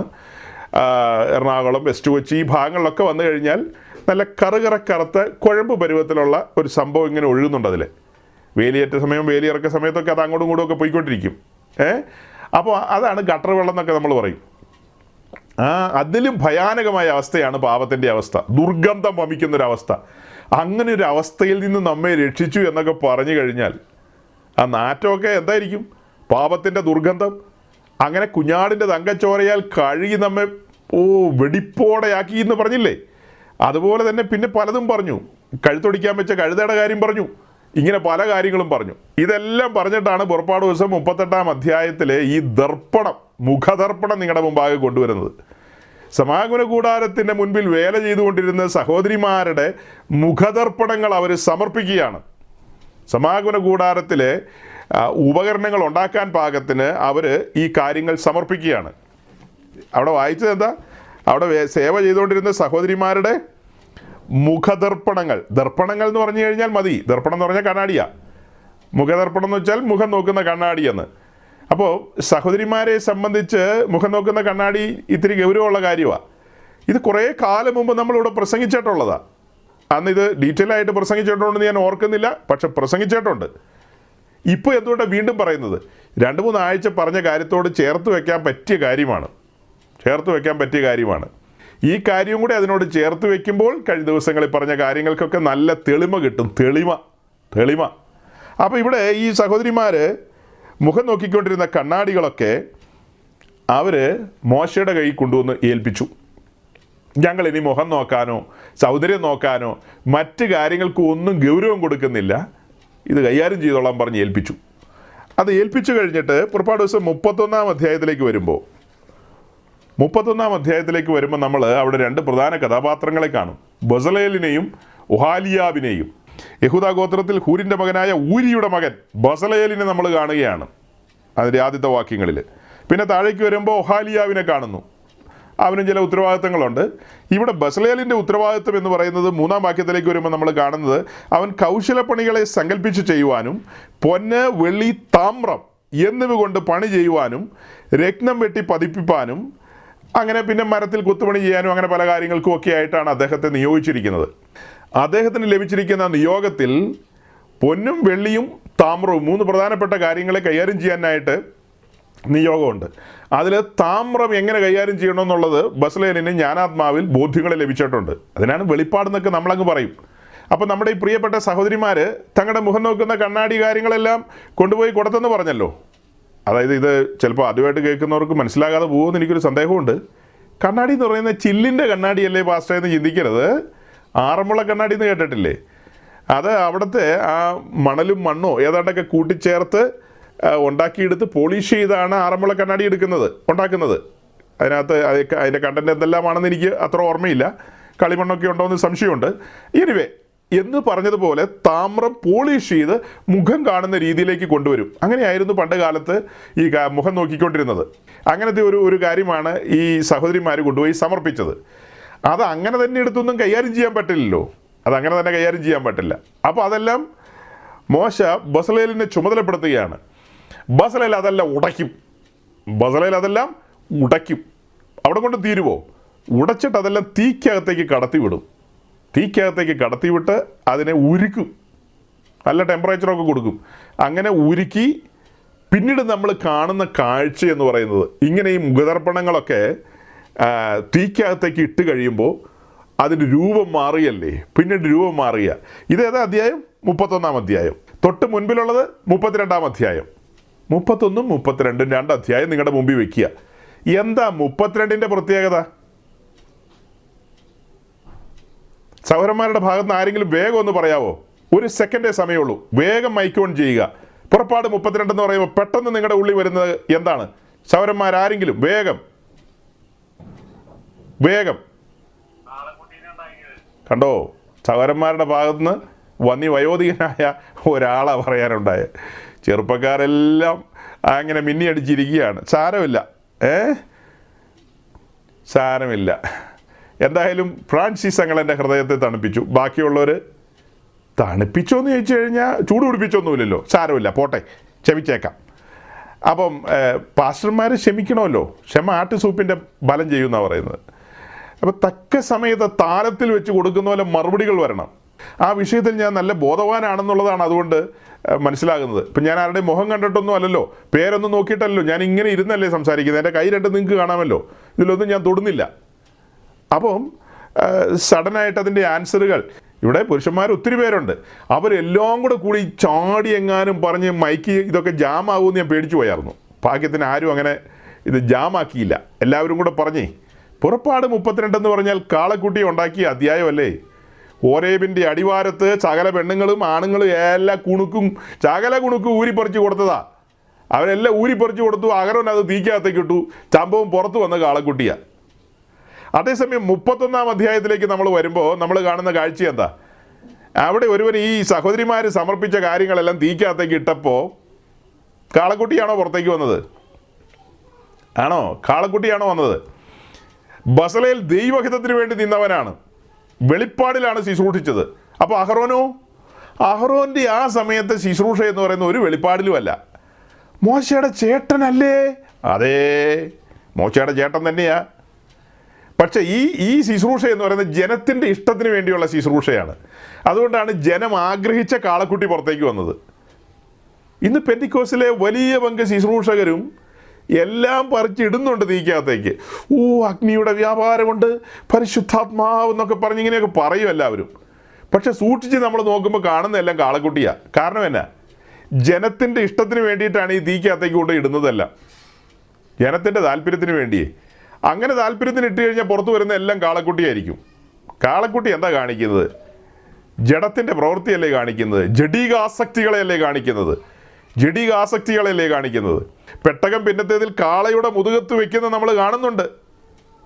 ദാവീദ് കാളയുടെ മുതുകത്ത്, അതായത് പെട്ടകം അവിടെ എന്താ അതുകൊണ്ട് അർത്ഥമാക്കുന്നത്? അതും ജഡികന്മാരുടെ മുതുകത്തൊന്നും വെക്കേണ്ട കാര്യമല്ലെന്നേ. അത് ജഡികന്മാരുടെ തോളത്തിരിക്കേണ്ടതല്ല പെട്ടകം, മനസ്സിലാക്കിക്കൊള്ളുക. അത് ആത്മീയന്മാരുടെ കെഹാത്യരുടെ ചുമലിലിരിക്കേണ്ടതാണ്, കാളയുടെ പുറത്ത് കയറ്റി വെക്കേണ്ടതല്ലെന്ന്. അത് ജഡികന്മാർ ഹാൻഡിൽ ചെയ്യേണ്ട കാര്യങ്ങളല്ല, അതൊന്നും ആത്മീയൻ ഹാൻഡിൽ ചെയ്യേണ്ട കാര്യങ്ങളാണ്. ഇവിടെ കണ്ടില്ലേ, ബസലേൽ കൈ കിട്ടിയ കാര്യം അതെല്ലാം ഉടച്ചു, അതെല്ലാം തീക്കകത്തേക്ക് ഇട്ട് കഴിഞ്ഞപ്പോൾ ബസലേൽ വിട്ടു, അഹ്റോന് വിട്ടു. പ്രോട്ടോകോൾ അനുസരിച്ച് അഹ്റോനല്ലേ മൂത്തതും വലുതെന്നൊക്കെ ചോദിച്ചു കഴിഞ്ഞാൽ അതൊക്കെ ശരിയായിരിക്കാം, മൂത്തതാണോ വലുതാണോ അതൊന്നും നമ്മുടെ വിഷയമല്ല. പക്ഷേ ജ്ഞാനാത്മാവിൽ വെളിപ്പാടിൽ നിൽക്കുന്ന ബസലേൽ അതെല്ലാം തീക്കകത്തേക്ക് ഇട്ടപ്പോൾ പിന്നത്തേതിൽ എന്താ രൂപപ്പെട്ടു വന്നത്? താമ്രത്തൊട്ടിയാണ് നമ്മൾ കാണുന്നത്. എന്താ താമ്രത്തൊട്ടിയുടെ പ്രത്യേകത? താമ്രത്തൊട്ടി അവിടെ ഇല്ലെങ്കിൽ സമാഗമന കൂടാരം അടച്ചുപൂട്ടി വീട്ടിൽ പോവാം എല്ലാവർക്കും. അല്ല പാസ്റ്ററെ, സമാഗമന കൂടാരത്തിൽ അല്ലെങ്കിൽ യെരുശലേം ദേവാലയത്തിൽ ഒത്തിരി ഉപകരണങ്ങളുണ്ടല്ലോ, ഈ ഓർണം ഇല്ലെന്ന് ഓർത്ത് കുഴപ്പമുണ്ടോ എന്ന് ചോദിച്ചാൽ ഈ ഓർണം ഇല്ലെങ്കിൽ പിന്നെ ഒന്നും ഓടൂല. നിങ്ങളെ 10 കോടി രൂപ കൊടുത്താണ് ബെൻസിൻ്റെ ഏറ്റവും പുതിയൊരു ക്ലാസ് കാറ് വാങ്ങിച്ചിരിക്കുന്നത്. എസ് ക്ലാസ് ആണോ, ഇ ക്ലാസ് ആണോ, പിന്നെ ഏത് ക്ലാസ് ആണോ, അതിലേതാ വില കൂടിയെന്ന് വെച്ചാൽ ആ ക്ലാസ് 10 കോടി തന്നെ ഇരിക്കട്ടെ. അല്ലെങ്കിൽ റോൾസ് റോയ്സോ അല്ലെങ്കിൽ അതിലും കൂടിയ സാധനങ്ങളൊക്കെ ഉണ്ടല്ലോ, കാഡിലാക്കോ, അങ്ങനത്തെ സാധനമാണെന്ന് കൂട്ടിക്കോ. പക്ഷെ പെട്രോൾ ഇല്ലെങ്കിൽ ഈ സാധനം ഓടൂല. അങ്ങനൊരു കുഴപ്പമുണ്ട് കേട്ടോ. പാസ്റ്റർ, ഞങ്ങൾ 10 കോടിയുടെ കാറാണ് മേടിച്ചിരിക്കുന്നത്, അതുകൊണ്ട് ഇപ്പം നമ്മൾ എന്ത് വേണം? പെട്രോൾ അടിക്കുന്നതിനകത്ത്, പെട്രോൾ അടിക്കാതെ അത് ഓടില്ല. 10 കോടിയുടെ കാറാ, അതുകൊണ്ട് കാര്യമില്ലെന്നേ, പെട്രോൾ വേണം. അപ്പം സമാഗമന കൂടാരമാണോ? ഉറപ്പായിട്ടും അതിനകത്ത് ഈ പിച്ചളത്തൊട്ടി വേണം, അഥവാ ലേവർ. താമ്രത്തൊട്ടി ഇല്ലാതെ ഇത് ചലിക്കില്ല, താമ്രത്തൊട്ടി മസ്റ്റാണ്. അപ്പം ഞാനെന്ന് പറയുന്ന കൂടാരത്തിൽ താമ്രത്തൊട്ടി വേണോ വേണ്ടിയോ? അതായത് പരിശുദ്ധാത്മാവിൻ്റെ പ്രവർത്തനം വേണോ വേണ്ടയോ എന്നാണ് ചോദ്യം. പരിശുദ്ധാത്മാവിൻ്റെ പ്രവർത്തനം നടക്കണം, കാര്യങ്ങൾ തെളിഞ്ഞു വരിക അല്ലേ? അന്ന് സമാഗമന കൂടാരത്തിൽ താമ്രത്തൊട്ടി മസ്റ്റായിരുന്നെങ്കിൽ അതല്ല അതിൻ്റെ ക്രമത്തിൽ വെച്ചെന്നാണ് പിന്നീട് നമ്മൾ കാണുന്നത്. ഇതെല്ലാം പണി കഴിഞ്ഞിട്ടേ മോശ അതെല്ലാം ക്രമത്തിൽ വെച്ച്, ക്രമം തെറ്റിയില്ലെന്ന്. അതുകൊണ്ടാണ് കഴിഞ്ഞ ആഴ്ച ഒരു ഓർത്തഡോക്സിലെ അച്ഛനോട് പറയേണ്ടി വന്നത്, അച്ചോ ഞങ്ങൾ ക്രമമുള്ളവരാണെന്ന്. ഞങ്ങൾ ക്രമമുള്ളവരാണെന്ന് പറയേണ്ടി വന്നു. പിന്നെ ആ മെസ്സേജൊക്കെ നമ്മൾ യൂട്യൂബിലും ഫേസ്ബുക്കിലൊക്കെ പോയിട്ടുണ്ട്. അപ്പോൾ അത് കഴിഞ്ഞിട്ട് ആ മെസ്സേജിന് ഫേസ്ബുക്കിൽ അതിൻ്റെ ഒരു ഭാഗം, 2 ഭാഗം നമ്മൾ ഇട്ടു. രണ്ടാമത്തെ ഭാഗത്തിന് ഈ പറഞ്ഞ ആ കൂട്ടത്തിൽപ്പെട്ട അച്ഛൻ്റെ ആൾക്കാർ റിപ്പോർട്ട് അടിക്കുകയെന്ന് പറയും. അങ്ങനെ റിപ്പോർട്ട് അടിച്ചടിച്ച് ഫേസ്ബുക്ക് നമ്മുടെ വീഡിയോ എടുത്ത് ദൂരെ കളഞ്ഞു. അത് കമ്മ്യൂണിറ്റി ഗൈഡ് ലൈൻസിനെ എല്ലാം മറികടന്നുകൊണ്ട് വയലൻസ് ഉണ്ടാകുന്ന കാര്യങ്ങളാണെന്നൊക്കെയാണ് പറഞ്ഞു വരുന്നത്. സക്കർബർഗ് പറയുന്നത് എന്ത് വയലൻസ്? നമ്മൾ ആകെ ഇത്രേ പറഞ്ഞുള്ളൂ. ആദ്യത്തെ 3 നൂറ്റാണ്ട് കഴിഞ്ഞ് ക്രിസ്തീയ സഭ ഇരുളിലേക്ക് പോയി. അതിനകത്ത് തന്നെ വയലൻസ്, ഇരുട്ടിലേക്ക് പോയി. പിന്നത്തേതിൽ ദൈവം ചില മനുഷ്യരെ തട്ടി ഉണർത്തി, അങ്ങനെ അവരിലൂടെ വീണ്ടും പരിശുദ്ധാത്മാവിൻ്റെ ചലനം ആരംഭിച്ചു. 20-ാം നൂറ്റാണ്ടിൻ്റെ ആദ്യപാദത്തിൽ അത് കത്തിജ്വലിച്ചു എന്ന് പറഞ്ഞു. അങ്ങനെ ക്രിസ്തീയ സഭ വീണ്ടും യഥാസ്ഥാനപ്പെടുകയാണ്, ഒരു പൂർവീകരണത്തിലേക്ക് വരികയാണ്. പിന്നീട് സഭാ സംസ്ഥാപനങ്ങൾ നടക്കുകയാണ്. ഭൂഖണ്ഡങ്ങളെ അന്വേഷിച്ച് വിശുദ്ധന്മാർ സഞ്ചരിക്കുകയാണ്, കർത്താവിൻ്റെ മിഷണറിമാർ. അങ്ങനെ ലോകമെമ്പാടും സുവിശേഷം എത്തപ്പെടുകയാണ്, സഭകൾ സ്ഥാപിതമാകുകയാണ്, അനേകർ പെട്ടകത്തിൽ കയറുകയാണ്, നിത്യരക്ഷയുടെ ഭാഗമാകുകയാണ്. അതിനകത്ത് എന്ത് വയലൻസാണ് ഉള്ളത്? എന്ത് പ്രകോപനമാണ് ഉള്ളത്? എനിക്ക് മനസ്സിലാകുന്നില്ല. എന്തായാലും നമ്മളത് ഹെഡിങ് ഒന്ന് മാറ്റി കൊടുത്തിട്ട് വേറെ രീതിയിലൊരു ഹെഡിങ് കൊടുത്തു. അപ്പോൾ സക്കർബർഗിന് മനസ്സിലായില്ല, പുള്ളിക്ക് അതെന്തോ പിടി കിട്ടിയില്ല. അപ്പോൾ പറഞ്ഞു വന്നത് എന്താ, നമുക്ക് ക്രമം ഉണ്ടെന്നാണ് പറഞ്ഞു വന്നത്. നമുക്ക് മാത്രമാണോ ക്രമം? ഇവിടെ ഈ കാര്യങ്ങൾ നമ്മൾ നോക്കുക, ഇതെല്ലാം ക്രമത്തിൽ മോശം വെച്ചു. ആ വെച്ച കാര്യങ്ങൾ ഹോരേബിലാണ് നമ്മൾ കാണുന്നത്. അന്ന് വെച്ചതാണ് ദൈവസഭയുടെ ക്രമം. സഹോദരങ്ങളെ, മാളിക മുറിയിലല്ല ദൈവസഭയുടെ ക്രമം വെച്ചത്, അതങ്ങ് ഹോരേബിലാണ് വെച്ചത്. വേണമെങ്കിൽ അതിന് പുറകിൽ പിന്നെയും പറയാം, അതങ്ങ് മിസ്രൈമിൽ വെച്ച് ആരംഭിച്ചെന്ന്. പെസഹ ദെൻ ചെങ്കടൽ കടക്കുന്നു, ക്രമമാണ് പറയുന്നത്. പെസഹ ആചരിക്കാത്തവൻ ചെങ്കടൽ കടന്നിട്ടല്ലോ കാര്യമുണ്ടോ? ഒരു കാര്യമില്ല. പക്ഷെ ആ കൂട്ടത്തിൽ വേറെ ആൾക്കാർ കടന്നിട്ടുണ്ടെന്നുള്ളതൊരു സത്യമാണ്. പെസഹ ആചരിച്ചവൻ ചെങ്കടൽ കടക്കുകയാണ്, അവൻ മരുഭൂമിയിലൂടെ മുൻപോട്ട് വരികയാണ്, പരിശോധനകളെയെല്ലാം മറികടന്നുകൊണ്ട്. ബഹുഭൂരിപക്ഷം പട്ടുപോയി എന്നുള്ളതാണ് സത്യം. എന്നാലും ഞാൻ ഇങ്ങനെ പറയുക, അങ്ങനെ പരിശോധനകളെയെല്ലാം അതിജീവിച്ചുകൊണ്ട്, പരിശോധനകളെയെല്ലാം ഓവർകം ചെയ്തുകൊണ്ട്, ഓവർകമേഴ്സ് എന്ന നിലയിലേക്ക് അവർ യോർദാനിലേക്ക് കാലെടുത്ത് വെക്കുമ്പോൾ ചുമലിൽ എന്തുണ്ട്? പെട്ടകമുണ്ട്. ചുമലിൽ പെട്ടകമുണ്ട്. ആ പെട്ടകവുമായിട്ടാണ് യോർദാനിലേക്ക് ഇറങ്ങുന്നത്. ഇതല്ലേ ക്രമം? പെട്ടകമില്ലാതെ ഒരുത്തൻ യോർദാനിലേക്ക് ഇറങ്ങിക്കഴിഞ്ഞാൽ ക്രമം തെറ്റിയെന്നല്ലേ പറയാൻ പറ്റൂ? പെട്ടകമില്ലാതെ യോർദാനിലേക്ക് ഒരുവൻ ഇറങ്ങിക്കഴിഞ്ഞാൽ എന്താ അർത്ഥം? ക്രമം തെറ്റി. അപ്പം നമ്മൾ പുറപ്പാട് ദിവസം 25-ാം അധ്യായം തുടങ്ങുമ്പോൾ കാണുന്നത് എന്താ? വലിയവനായ ദൈവം ഈ കാര്യങ്ങൾ പറഞ്ഞു മോശയോട്. ആദ്യത്തെ പാരഗ്രാഫ്, ഞാൻ നിങ്ങളുടെ നടുവിൽ വസിക്കാൻ ആഗ്രഹിക്കുന്നു, അതുകൊണ്ട് ജനത്തോട് കാര്യങ്ങളൊക്കെ കൊണ്ടുവരാൻ പറയുക, നമുക്ക് കൂടാരം ഉണ്ടാക്കണം, എല്ലാവരോടും കാര്യങ്ങൾ പറയുക. നല്ല മനസ്സുള്ളവരോട് മാത്രം, അങ്ങനെയാണ് പറഞ്ഞത്. നല്ല മനസ്സുള്ളവൻ മാത്രം കൊണ്ടുവന്നാൽ മതി, അല്ലാതെ ഒന്ന് വെച്ച് രണ്ട് കിട്ടുമെന്ന് പറഞ്ഞ് ഒറ്റ ഒരുത്തിന് ഇവിടെ ഒരു കട്ടൻ ചായ പോലും കൊണ്ടുവന്ന് പോകരുത്. കട്ടൻ ചായേ ബസലേലേ ഇതൊക്കെ ഉണ്ടാക്കിക്കൊണ്ടിരിക്കുമ്പോൾ ബസലേലിനൊരു കട്ടൻ ചായ ഉണ്ടാക്കി കൊടുത്തേക്കാം. ഒരു കട്ടൻ ചായ കൊടുത്തു കഴിഞ്ഞാൽ ഇത്ര ഇരട്ടി എനിക്ക് തിരിച്ചു കിട്ടും, അങ്ങനെയൊന്നും വിചാരിച്ച് നിങ്ങളൊരു കട്ടൻ ചായ ആയിട്ടും വരണ്ട. നല്ല മനസ്സോടുകൂടി സന്തോഷത്തോടു കൂടി എന്താണ് കാര്യമെന്ന് മനസ്സിലാക്കുക, നമ്മൾ എന്ത് ദൗത്യത്തിലാണ് ഏർപ്പെട്ടിരിക്കുന്നതെന്ന് മനസ്സിലാക്കുക. ചുറ്റോട് ചുറ്റും എത്ര ജാതികളാണ് കിടക്കുന്നത്, ദൈവമില്ല ദേവനുമില്ല ഒന്നുമില്ലാത്ത ആളുകൾ. ഇവിടെ ഇതാ തേജോമനായ ദൈവം ഇറങ്ങി നിൽക്കുക, സംസാരിക്കുക. ഹോരേബിൽ സീനായി പർവ്വതത്തിൽ ഇറങ്ങി നിന്ന് സംസാരിച്ച് എല്ലാവരും കേട്ടതല്ലേ? ആ ദൈവം തന്നെയല്ലേ പറയുന്നത്, ഞാൻ നിങ്ങളുടെ നടുവിൽ വസിക്കാൻ ആഗ്രഹിക്കുന്നെന്ന്? സന്തോഷത്തോടു കൂടി സമ്മതിക്കണ്ടേ? യെസ്, ആടിയരിതാ, എനിക്കുള്ളതെല്ലാം ഞാൻ സമർപ്പിക്കും. എൻ്റെ കർത്താവിന് വസിക്കാൻ പാകത്തിന് സമാഗമന കൂടാരം മോശേ വേഗം ഉണ്ടാക്കിയോ, താമസിക്കുന്ന എന്തിനാ? എന്നതാ വേണ്ടത്? ഉള്ളതെല്ലാം പെറുക്കിക്കൊണ്ട് പൊക്കോളനാ ആൾക്കാർ പറയേണ്ടത്. അങ്ങനെയൊക്കെ ആയിരിക്കും അന്ന് പറഞ്ഞത്. എന്തായാലും കാര്യങ്ങൾ എക്സസ് ആയി എന്നുള്ളതാണ് നമ്മൾ മനസ്സിലാക്കുന്നത്. മോശയ്ക്ക് പിന്നെ പറയേണ്ടി വന്നു, നിർത്തിക്കോ ഇനി അധികം കൊണ്ടുവരണ്ടെന്ന്. അപ്പോൾ ആദ്യത്തെ പാരഗ്രാഫ് അങ്ങനെ കഴിഞ്ഞിട്ട് അടുത്ത പാരഗ്രാഫ് തുടങ്ങുന്നത് കാതിരമരം കൊണ്ടൊരു പെട്ടകം ഉണ്ടാക്കണമെന്ന് പറഞ്ഞാൽ, ഈ പെട്ടകം ഇരിക്കുന്ന എവിടെയാണ്? കൂടാരത്തിൻ്റെ ഏറ്റവും അകത്ത് മോസ്റ്റ് ഹോളി പ്ലേസിലാണ്. നടന്ന് പോകണ്ടേ അതിപരിശുദ്ധ സ്ഥലത്തേക്ക്? വാതിൽ തുറക്കുമ്പോൾ ആദ്യം കാണുന്നത് എന്താ? യാഗപീഠമാണ്. ആദ്യം യാഗപീഠമല്ലേ ഉണ്ടാക്കേണ്ടത്? അല്ലെങ്കിൽ വേണ്ട, ആദ്യം ചുറ്റുമതിലല്ലേ ഉണ്ടാക്കേണ്ടത്? ഒന്നുമല്ല, ആദ്യം ഉണ്ടാക്കാൻ പറഞ്ഞത് പെട്ടകമാണ്. പെട്ടകം ഉണ്ടാക്കുന്നു. ഇനി അവരുടെ പ്രയാണം നോക്കിയേ, യാത്രയെ ക്യാമ്പ് മൂവ് ചെയ്യുന്നത്. അങ്ങനെ പ്രയാണം നമ്മൾ നോക്കിക്കഴിഞ്ഞാൽ അവരുടെ ക്യാമ്പ് നമ്മൾ നോക്കുമ്പോൾ മുൻപോട്ട് പോകുന്നത് യഹൂദ ഗോത്രമാണ് ആദ്യം പോകുന്നത്. പിന്നത്തേതിൽ നമ്മൾ പെട്ടകം അവരുടെ കൂട്ടത്തിൽ സഞ്ചരിക്കുന്ന കാര്യമാണ് കാണുന്നത്. പെട്ടകം എവിടെ നിൽക്കുന്നോ അവിടെ അവർ നിൽക്കും. പെട്ടകം എവിടെ വെക്കുന്നോ വെച്ചിട്ട് അതിന് ചുറ്റുമാണ് ബാക്കി കൂടാരം അടിക്കുന്നത്. പെട്ടകം വെച്ച് കഴിഞ്ഞാൽ ആ ഭാഗം അതിവിശുദ്ധ സ്ഥലമായിട്ട് വരും. പിന്നീട് അതായത് കൂടാരം ഉയർത്തുന്നു എന്ന് കൂട്ടിക്കോ, അല്ലേ? കൂടാരം ഉയർത്തുകയാണ് പിന്നീട്. അതങ്ങ് ഭാവന കണ്ടാൽ മതി. അതിന് ചുറ്റും ഓരോ ഗോത്രങ്ങളും ക്യാമ്പ് ചെയ്യണം.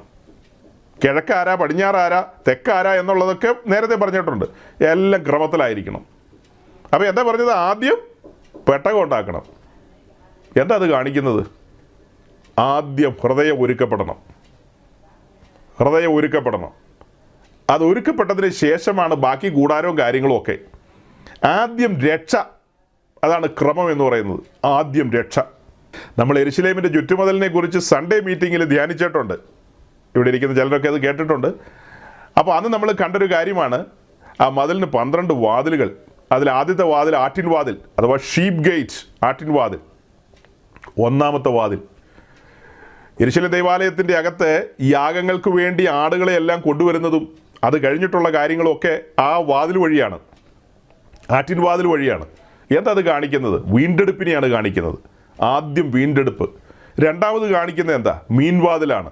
മീൻവാതിൽ. പത്രോസിനോട് എന്താ പറഞ്ഞത്? ഞാൻ നിങ്ങളെ മനുഷ്യരെ പിടിക്കുന്ന മീൻപിടുത്തക്കാരാക്കുമെന്നാണ് പറഞ്ഞത്. മീൻപിടുത്തക്കാർ വേലയാണത് കാണിക്കുന്നത്. വീണ്ടെടുക്കപ്പെട്ടവരെല്ലാം സാക്ഷികളാകണമെന്നുള്ളതാണ്. വീണ്ടെടുക്കപ്പെട്ടവരെല്ലാം ശുശ്രൂഷയിൽ വർദ്ധിച്ചു വരണമെന്നുള്ളതാണ്. അപ്പോൾ ശുശ്രൂഷയൊന്നും അല്ല പ്രാധാന്യം. ഒന്നാമത്തെ കാര്യം വീണ്ടെടുപ്പാണ്. വീണ്ടെടുക്കപ്പെടാത്തവൻ ഈ എന്നാ പറഞ്ഞിട്ടും കാര്യമുണ്ടോ? അവൻ യേശുക്രിസ്തുവിനെ കുറിച്ച് എത്ര എസ്സേ എഴുതിയെന്ന് പറഞ്ഞിട്ടും കാര്യമില്ല, എത്ര മണിക്കൂർ പ്രസംഗിച്ചെന്ന് പറഞ്ഞിട്ടും കാര്യമില്ല. വീണ്ടെടുപ്പ് അതാണ് ഒന്നാമത്. ക്രമങ്ങളാണ് നിങ്ങളുടെ മുമ്പിൽ വയ്ക്കുന്നത്. ഇവിടെ 25-ാം അധ്യായം പുറപ്പാട് പുസ്തകം, അവിടെ ആദ്യത്തെ പാരഗ്രാഫ് ഞാൻ പറഞ്ഞു ജനറലായിട്ട് കാര്യങ്ങൾ കഴിഞ്ഞു. രണ്ടാമത്തെ പാരഗ്രാഫിലേക്ക് വരുമ്പോൾ ആദ്യം എന്താ? പെട്ടകം ഉണ്ടാക്കണം. പെട്ടകം, ഹൃദയം ഒരുക്കപ്പെടണം. അതൊക്കെ വിശദമായ പഠനങ്ങളാണ്. ഞാൻ അങ്ങോട്ട് പോകുന്നില്ല, സമയം മുന്നോട്ട് പോയതുകൊണ്ട് ഞാൻ ആ മുഖതർപ്പണം എങ്ങനെയെങ്കിലും ഒന്ന് ഉടയ്ക്കട്ടെ എങ്ങനെയെങ്കിലും ഇന്നൊന്ന് ഉടച്ച് വിടണം. അപ്പോൾ അങ്ങനെ ഈ പറഞ്ഞ കാര്യങ്ങളൊക്കെ ഹൃദയമൊക്കെ ഒന്ന് ഒരുക്കപ്പെട്ട് തയ്യാറാക്കി കഴിഞ്ഞതിന് ശേഷമാണ് ബാക്കി കാര്യം. മനസ്സിലാക്കുക, ആ ജനത്തിൻ്റെ ഉള്ളിൽ ഈ കാര്യം കേൾക്കുമ്പോൾ ഉണ്ടാകുന്ന ഒരു അത്യാഹ്ലാദം ഞാൻ നിങ്ങളുടെ മുമ്പിൽ വെച്ചു. എങ്ങനെയാണ് വെച്ചത്? സീനായിൽ തേജോമയനായ ദൈവം ഇറങ്ങി നിൽക്കുക. സൈനികളുടെ ദൈവമായ യഹോവ. ആരാ ദൈവം? താങ്കളുടെ പിതാവായ അബ്രഹാമിൻ്റെ, ഇസഹാക്കിൻ്റെ, യാക്കോബിൻ്റെ ദൈവം. ഊരിൽ നിന്ന് പോർ ചൊല്ലി വിളിച്ച ദൈവം. എവിടേക്ക് പോകുന്നു എന്നറിയാതെ പൂർവ്വപിതാവായ അബ്രഹാം ഊരിൽ നിന്ന്, മെസോപ്പൊട്ടോമിയയിൽ നിന്ന് യാത്ര തിരിച്ച ആ യാത്ര, വഴിയിൽ ഉപേക്ഷിക്കാത്ത ദൈവം അവനെ കനാനിലെത്തിച്ചു. കനാൻ ശാശ്വത അവകാശമായി കൊടുക്കുമെന്ന് തന്നെ കൊണ്ട് തന്നെ സത്യം ചെയ്യിച്ചു. ആ ദൈവം പിന്നത്തേതിൽ അബ്രഹാമിനോട് പറയാണ്, ഒരു വേള നിന്റെ സന്തതി ചില കാലം ഇസ്രയേലിൽ അടിമകളായി പാർക്കും, പക്ഷെ ഞാൻ അവരെ കൈവിട്ട് കളയില്ല. ഞാൻ അവരെ അവിടെ നിന്ന് പുറപ്പെടുവിച്ച് നിന്നോട് ചെയ്ത വാക്ക് ഞാൻ പൂർത്തീകരിക്കും, വാക്തത്വം നിവർത്തിക്കും. അല്ലേ? നിന്നോട് ചെയ്ത വാക്തത്വം ഞാൻ നിവർത്തിക്കും. അവരെ ഞാൻ കനാനിലേക്ക് മടക്കി കൊണ്ടുവരും. അങ്ങനെ മടങ്ങി പോകുന്ന പോക്കായത്. ഇപ്പോൾ ഇതാ ചെങ്കടലും കിടന്ന് മരുഭൂമിയിലെത്തി. ഓരേബിൻ്റെ അടിവാരത്ത് അല്ലേ? പൂർവ്വപിതാക്കന്മാർ പറഞ്ഞു കേട്ട കാര്യങ്ങളും ദൈവത്തിൻ്റെ പ്രവൃത്തികളും, അബ്രഹാമിൻ്റെ കാലത്ത് സോതോമിൽ ന്യായം വിധിച്ച ദൈവം, അതിലും മുൻപുള്ള പൂർവ്വപിതാവായ നോഹയുടെ കാലത്ത് പുരാതന ലോകത്തെ ന്യായം വിധിച്ച ദൈവം, ആ ദൈവത്തെക്കുറിച്ചുള്ള അറിവ് ഇസ്രായേൽ ജനത്തിനുണ്ട്. പിന്നെ ഒരു ബോധമില്ലാത്ത ആൾക്കാരാണോ? ഒന്നും രണ്ടെന്ന് ചോദിച്ചാൽ അറിയാൻ മേലാത്ത ആൾക്കാരാണ് പലരും. പക്ഷെ അവരങ്ങനെയല്ല, കാര്യങ്ങളറിയാം അവർക്ക്. കാര്യങ്ങളൊക്കെ അപ്പന്മാർ പറഞ്ഞു കൊടുത്തിട്ടുണ്ട്. അപ്പോൾ അതിനനുസരിച്ച് കാര്യങ്ങൾ മനസ്സിലായല്ലോ. എന്തുവാകട്ടെ, അവരുടെ പിതാക്കന്മാർ അവരെ കാര്യങ്ങൾ ധരിപ്പിച്ചിട്ടുണ്ട്. ആ തേജോമയനായ ദൈവം അവരോട് പറയാണ്, ഞാൻ നിങ്ങളുടെ നടുവിൽ വസിക്കാമെന്ന് പറയുമ്പോൾ അത്യാഹ്ലാദത്തോടെ സമ്മതിക്കണ്ടേ? എൻ്റെ ഭാഗത്ത് ഞാൻ എന്ത് ചെയ്യണം, എൻ്റെ സമർപ്പണം എത്രത്തോളം ആയിരിക്കണം എന്നല്ലേ ഓരോ ഇസ്രായേലിനും ചിന്തിക്കേണ്ടത്. ആ ദൈവമാണ് പുതിയ നിയമത്തിൻ്റെ മണ്ണിൽ നമ്മോട് പറയുന്നത്, ഞാൻ നിങ്ങളുടെ ഉള്ളിൽ വസിക്കാൻ ആഗ്രഹിക്കുന്നു, നടുവിലല്ല. ഞാൻ നിങ്ങളുടെ ഉള്ളിൽ വസിക്കാൻ ആഗ്രഹിക്കുന്നു. മഹത്വത്തിൻ്റെ പ്രത്യാശയായ ക്രിസ്തു നമ്മുടെ ഉള്ളിൽ വസിക്കാൻ ആഗ്രഹിക്കുന്നു.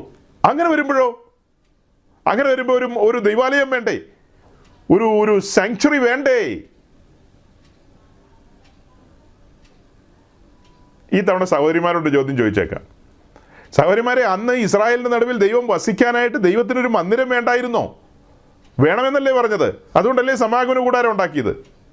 അപ്പോൾ ഈ കാലത്ത് ദൈവം പറയാണ്, ഞാൻ നിങ്ങളുടെ ഉള്ളിൽ വസിക്കാം എന്ന് പറഞ്ഞു. അതൊരു സത്യമാണ്. പക്ഷേ ആ ദൈവത്തിന് വസിക്കാൻ ഈ കാലത്തൊരു മന്ദിരം വേണ്ടേ? വേണോ വേണ്ടയോ? ഏതാ മന്ദിരം വേണ്ടേ എന്ന് പറഞ്ഞേ.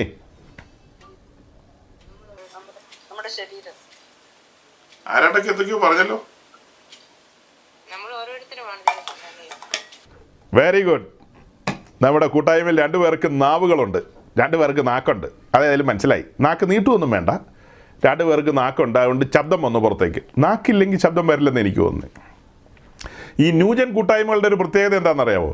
അവിടെ നമ്മൾ ചെല്ലുമ്പോൾ അവർ ഇടയ്ക്ക് നമ്മൾ ഓർമ്മിപ്പിക്കും, കാലുകളെ കൊണ്ടുവന്നിട്ടുള്ളവർ തങ്ങളുടെ കാലുകളെ തൊട്ടു നോക്കുക, കൈകളെ കൊണ്ടുവന്നിട്ടുള്ളവർ കൈകളെ ഉയർത്തി നല്ലൊരു ആമേൻ പറയുക. ഇവിടെയാണെങ്കിൽ ഇവിടെ അവസരങ്ങളില്ലാത്തൊരു വിഷയമുള്ളൂ. അല്ലെങ്കിൽ ഇപ്പോൾ നിങ്ങളൊക്കെ തുള്ളിച്ചാടി നല്ല ആമേനും നല്ല സ്വോത്രമൊക്കെ കൊണ്ടുവന്നേനെ. അയ്യോ, ഇത്രയും സഹോദരിമാരിവിടെ ഇരുന്നിട്ട് 2 പേരാണത് പറയാൻ തോന്നിയുള്ളൂ. പിന്നെ വേറൊന്നുണ്ട്, ചുമ്മാ LKG ചോദ്യമാണ് ചോദിച്ചത്, അതാ കുഴപ്പം. എനിക്ക് മനസ്സിലായി. LKG ചോദ്യം, 2 LKGകൾ അതിന് മറുപടി തന്നു. ബാക്കിയുള്ളവരൊക്കെ അങ്ങനെയുള്ളവരല്ല. അതുകൊണ്ട് അവർ ഇതൊക്കെ ഞങ്ങൾക്ക് എത്രയോ അറിയാം, ഇതൊക്കെയാണ് പ്രസംഗിക്കാൻ. ഇന്ന് വേറെ ഒന്നും ഇല്ലേ പ്രസംഗിക്കാൻ? എന്നൊക്കെയാണ് ചിലർ ചിന്തിക്കുന്നത്. ഇന്ന് പ്രസംഗിക്കാനുണ്ട്, അതല്ലേ പറഞ്ഞു വരുന്നത്. അപ്പോൾ അന്ന് ഇസ്രായേലിൻ്റെ നടുവിൽ സമാഗമന കൂടാരം പണിയാൻ പറഞ്ഞു. പുത്രൻ്റെ ബലിമരണത്തിന് ശേഷം പുത്രനിലൂടെ സംസാരിക്കുകയാണ്. ഞാൻ നിങ്ങളുടെ നടുവിൽ വസിക്കാൻ ആഗ്രഹിക്കുന്നു എന്നല്ല പറഞ്ഞത്, നിങ്ങളുടെ ഉള്ളിൽ വസിക്കാൻ ആഗ്രഹിക്കുന്നു എന്ന. യോഹന്നാൻ 14 എന്താ എഴുതിയിരിക്കുന്നത്? യോഹന്നാൻ 14:21 വായിച്ചേ, 23 വായിച്ചേ. യേശു അവനോട്, എന്നെ സ്നേഹിക്കുന്നവൻ എന്റെ വചനം പ്രമാണിക്കും. എന്റെ പിതാവ് അവനെ സ്നേഹിക്കും. ഞങ്ങൾ അവന്റെ അടുക്കൽ വന്ന് അവനോടുകൂടെ വാസം ചെയ്യും. എന്നെ സ്നേഹിക്കുന്നവൻ എൻ്റെ വചനം പ്രമാണിക്കും. അങ്ങനെ എൻ്റെ വചനം പ്രമാണിക്കുന്നവൻ എൻ്റെ കൽപ്പനകളെ പാലിക്കും. ഞാനും പിതാവും പരിശുദ്ധാത്മാവും അവൻ്റെ ഉള്ളിൽ വന്ന് വാസം ചെയ്യും. അതാണ് അതിൻ്റെ രത്നചുരുക്കം. അവൻ്റെ ഉള്ളിൽ വന്ന് വാസം ചെയ്യുമെന്ന് ഇവിടെ പറയുന്നത്. അന്ത്യകാലത്ത് പുത്രൻ മുഖാന്തരം സംസാരിക്കുക കേട്ടോ സഹോദരങ്ങളെ, അന്ത്യകാലത്ത് പുത്രൻ മുഖാന്തരം സംസാരിക്കുകയാണ്. അന്ന് മോശ വഴിയുള്ള സംസാരമാണല്ലോ നമ്മൾ കേട്ടത്. ഞാൻ നിങ്ങളുടെ നടുവിൽ വസിക്കാൻ ആഗ്രഹിക്കുന്നു എന്നൊക്കെ പറഞ്ഞെങ്കിലും അത് ജനത്തോട് പറഞ്ഞത് മോശയാ. ഇവിടെ അങ്ങനെയല്ല, പുത്രൻ മുഖാന്തരം സംസാരിക്കുകയാണ്.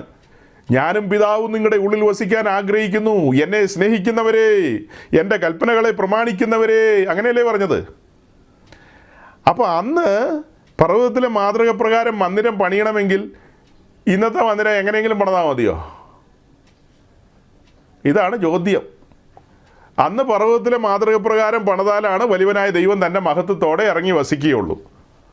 ഇന്ന് ഈ പുതിയ നിയമകാലത്ത് നമുക്ക് ബോധിച്ചതുപോലെ മന്ദിരം പണിതാൽ അതിനകത്ത് വന്ന് വസിക്കുമെന്ന് എന്തെങ്കിലും ഗ്യാരണ്ടി ഉണ്ടോ? എന്തുകൊണ്ടാണ് വലിയ പങ്കും ദൈവസാന്നിധ്യം അനുഭവിക്കാത്തത്? സമർപ്പിത ജീവിതത്തെക്കുറിച്ചുള്ള പ്രസംഗങ്ങൾ കേൾക്കുന്നില്ല. ക്രിസ്തീയ ജീവിതത്തിലെ സമർപ്പണത്തിൻ്റെ ആഴങ്ങളും അതിൻ്റെ ഗൗരവവും ജനത്തെ ശുശ്രൂഷകർ ധരിപ്പിക്കുന്നില്ല. റോമാലേഖനം 12:1-2 വാക്യങ്ങളുടെ വിശദീകരണമൊക്കെ ആളുകൾ കേൾക്കുന്നത് 70, 80, 90 വയസ്സൊക്കെ ആകുമ്പോഴാണ്. 20-25 വയസ്സിൽ വിശ്വാസത്തിൽ വരുന്നതാ. ആ അധ്യായത്തിൽ നിന്നൊരു പ്രസംഗം കേൾക്കുന്നത് 70 വയസ്സ് 80 വയസ്സൊക്കെ കഴിയുമ്പോഴാണ്. റോമാലേഖനം 12:1-2 വാക്യങ്ങളിലെ പ്രസംഗം എവിടെ വെച്ചാൽ കേൾക്കേണ്ടത്? യാഗപീഠത്തിനും താമ്രത്തൊട്ടിക്കും ഇടയ്ക്ക് വെച്ചാൽ കേൾക്കേണ്ടത്. അതിന് നടുവിലാണ് ആ പ്രസംഗം വരേണ്ടത്, അല്ലേ? യാഗപീഠത്തിനും താമ്രത്തൊട്ടിക്കും നടുവിൽ. എന്താ പ്രത്യേകത? താമ്രത്തൊട്ടി വിശ്വാസ സ്നാനത്തെ കാണിക്കുകയല്ലേ? യാഗപീഠം എന്താ കാണിക്കുന്നത്? ക്രൂശിക്കപ്പെട്ട ക്രിസ്തുവിനെ കാണിക്കുകയാണ്. സമർപ്പിതനായ ക്രിസ്തു തകർക്കപ്പെട്ട് തച്ചുടയ്ക്കപ്പെട്ട് ആ തിരുമേനി അല്ലേ, അവൻ്റെ പുറം ഉഴവുചാല് പോലെ ഉഴുതുമറിച്ചെന്നൊക്കെ നമ്മൾ പറയില്ലേ? അങ്ങനെ ഉഴുതുമറിച്ച് കണ്ടാൽ ആളെന്ന് തോന്നാത്ത രീതിയിൽ വിരൂപമായി കിടക്കുന്നൊരു കിടപ്പ്. എന്തിനാ അങ്ങനെ കിടക്കുന്നത്?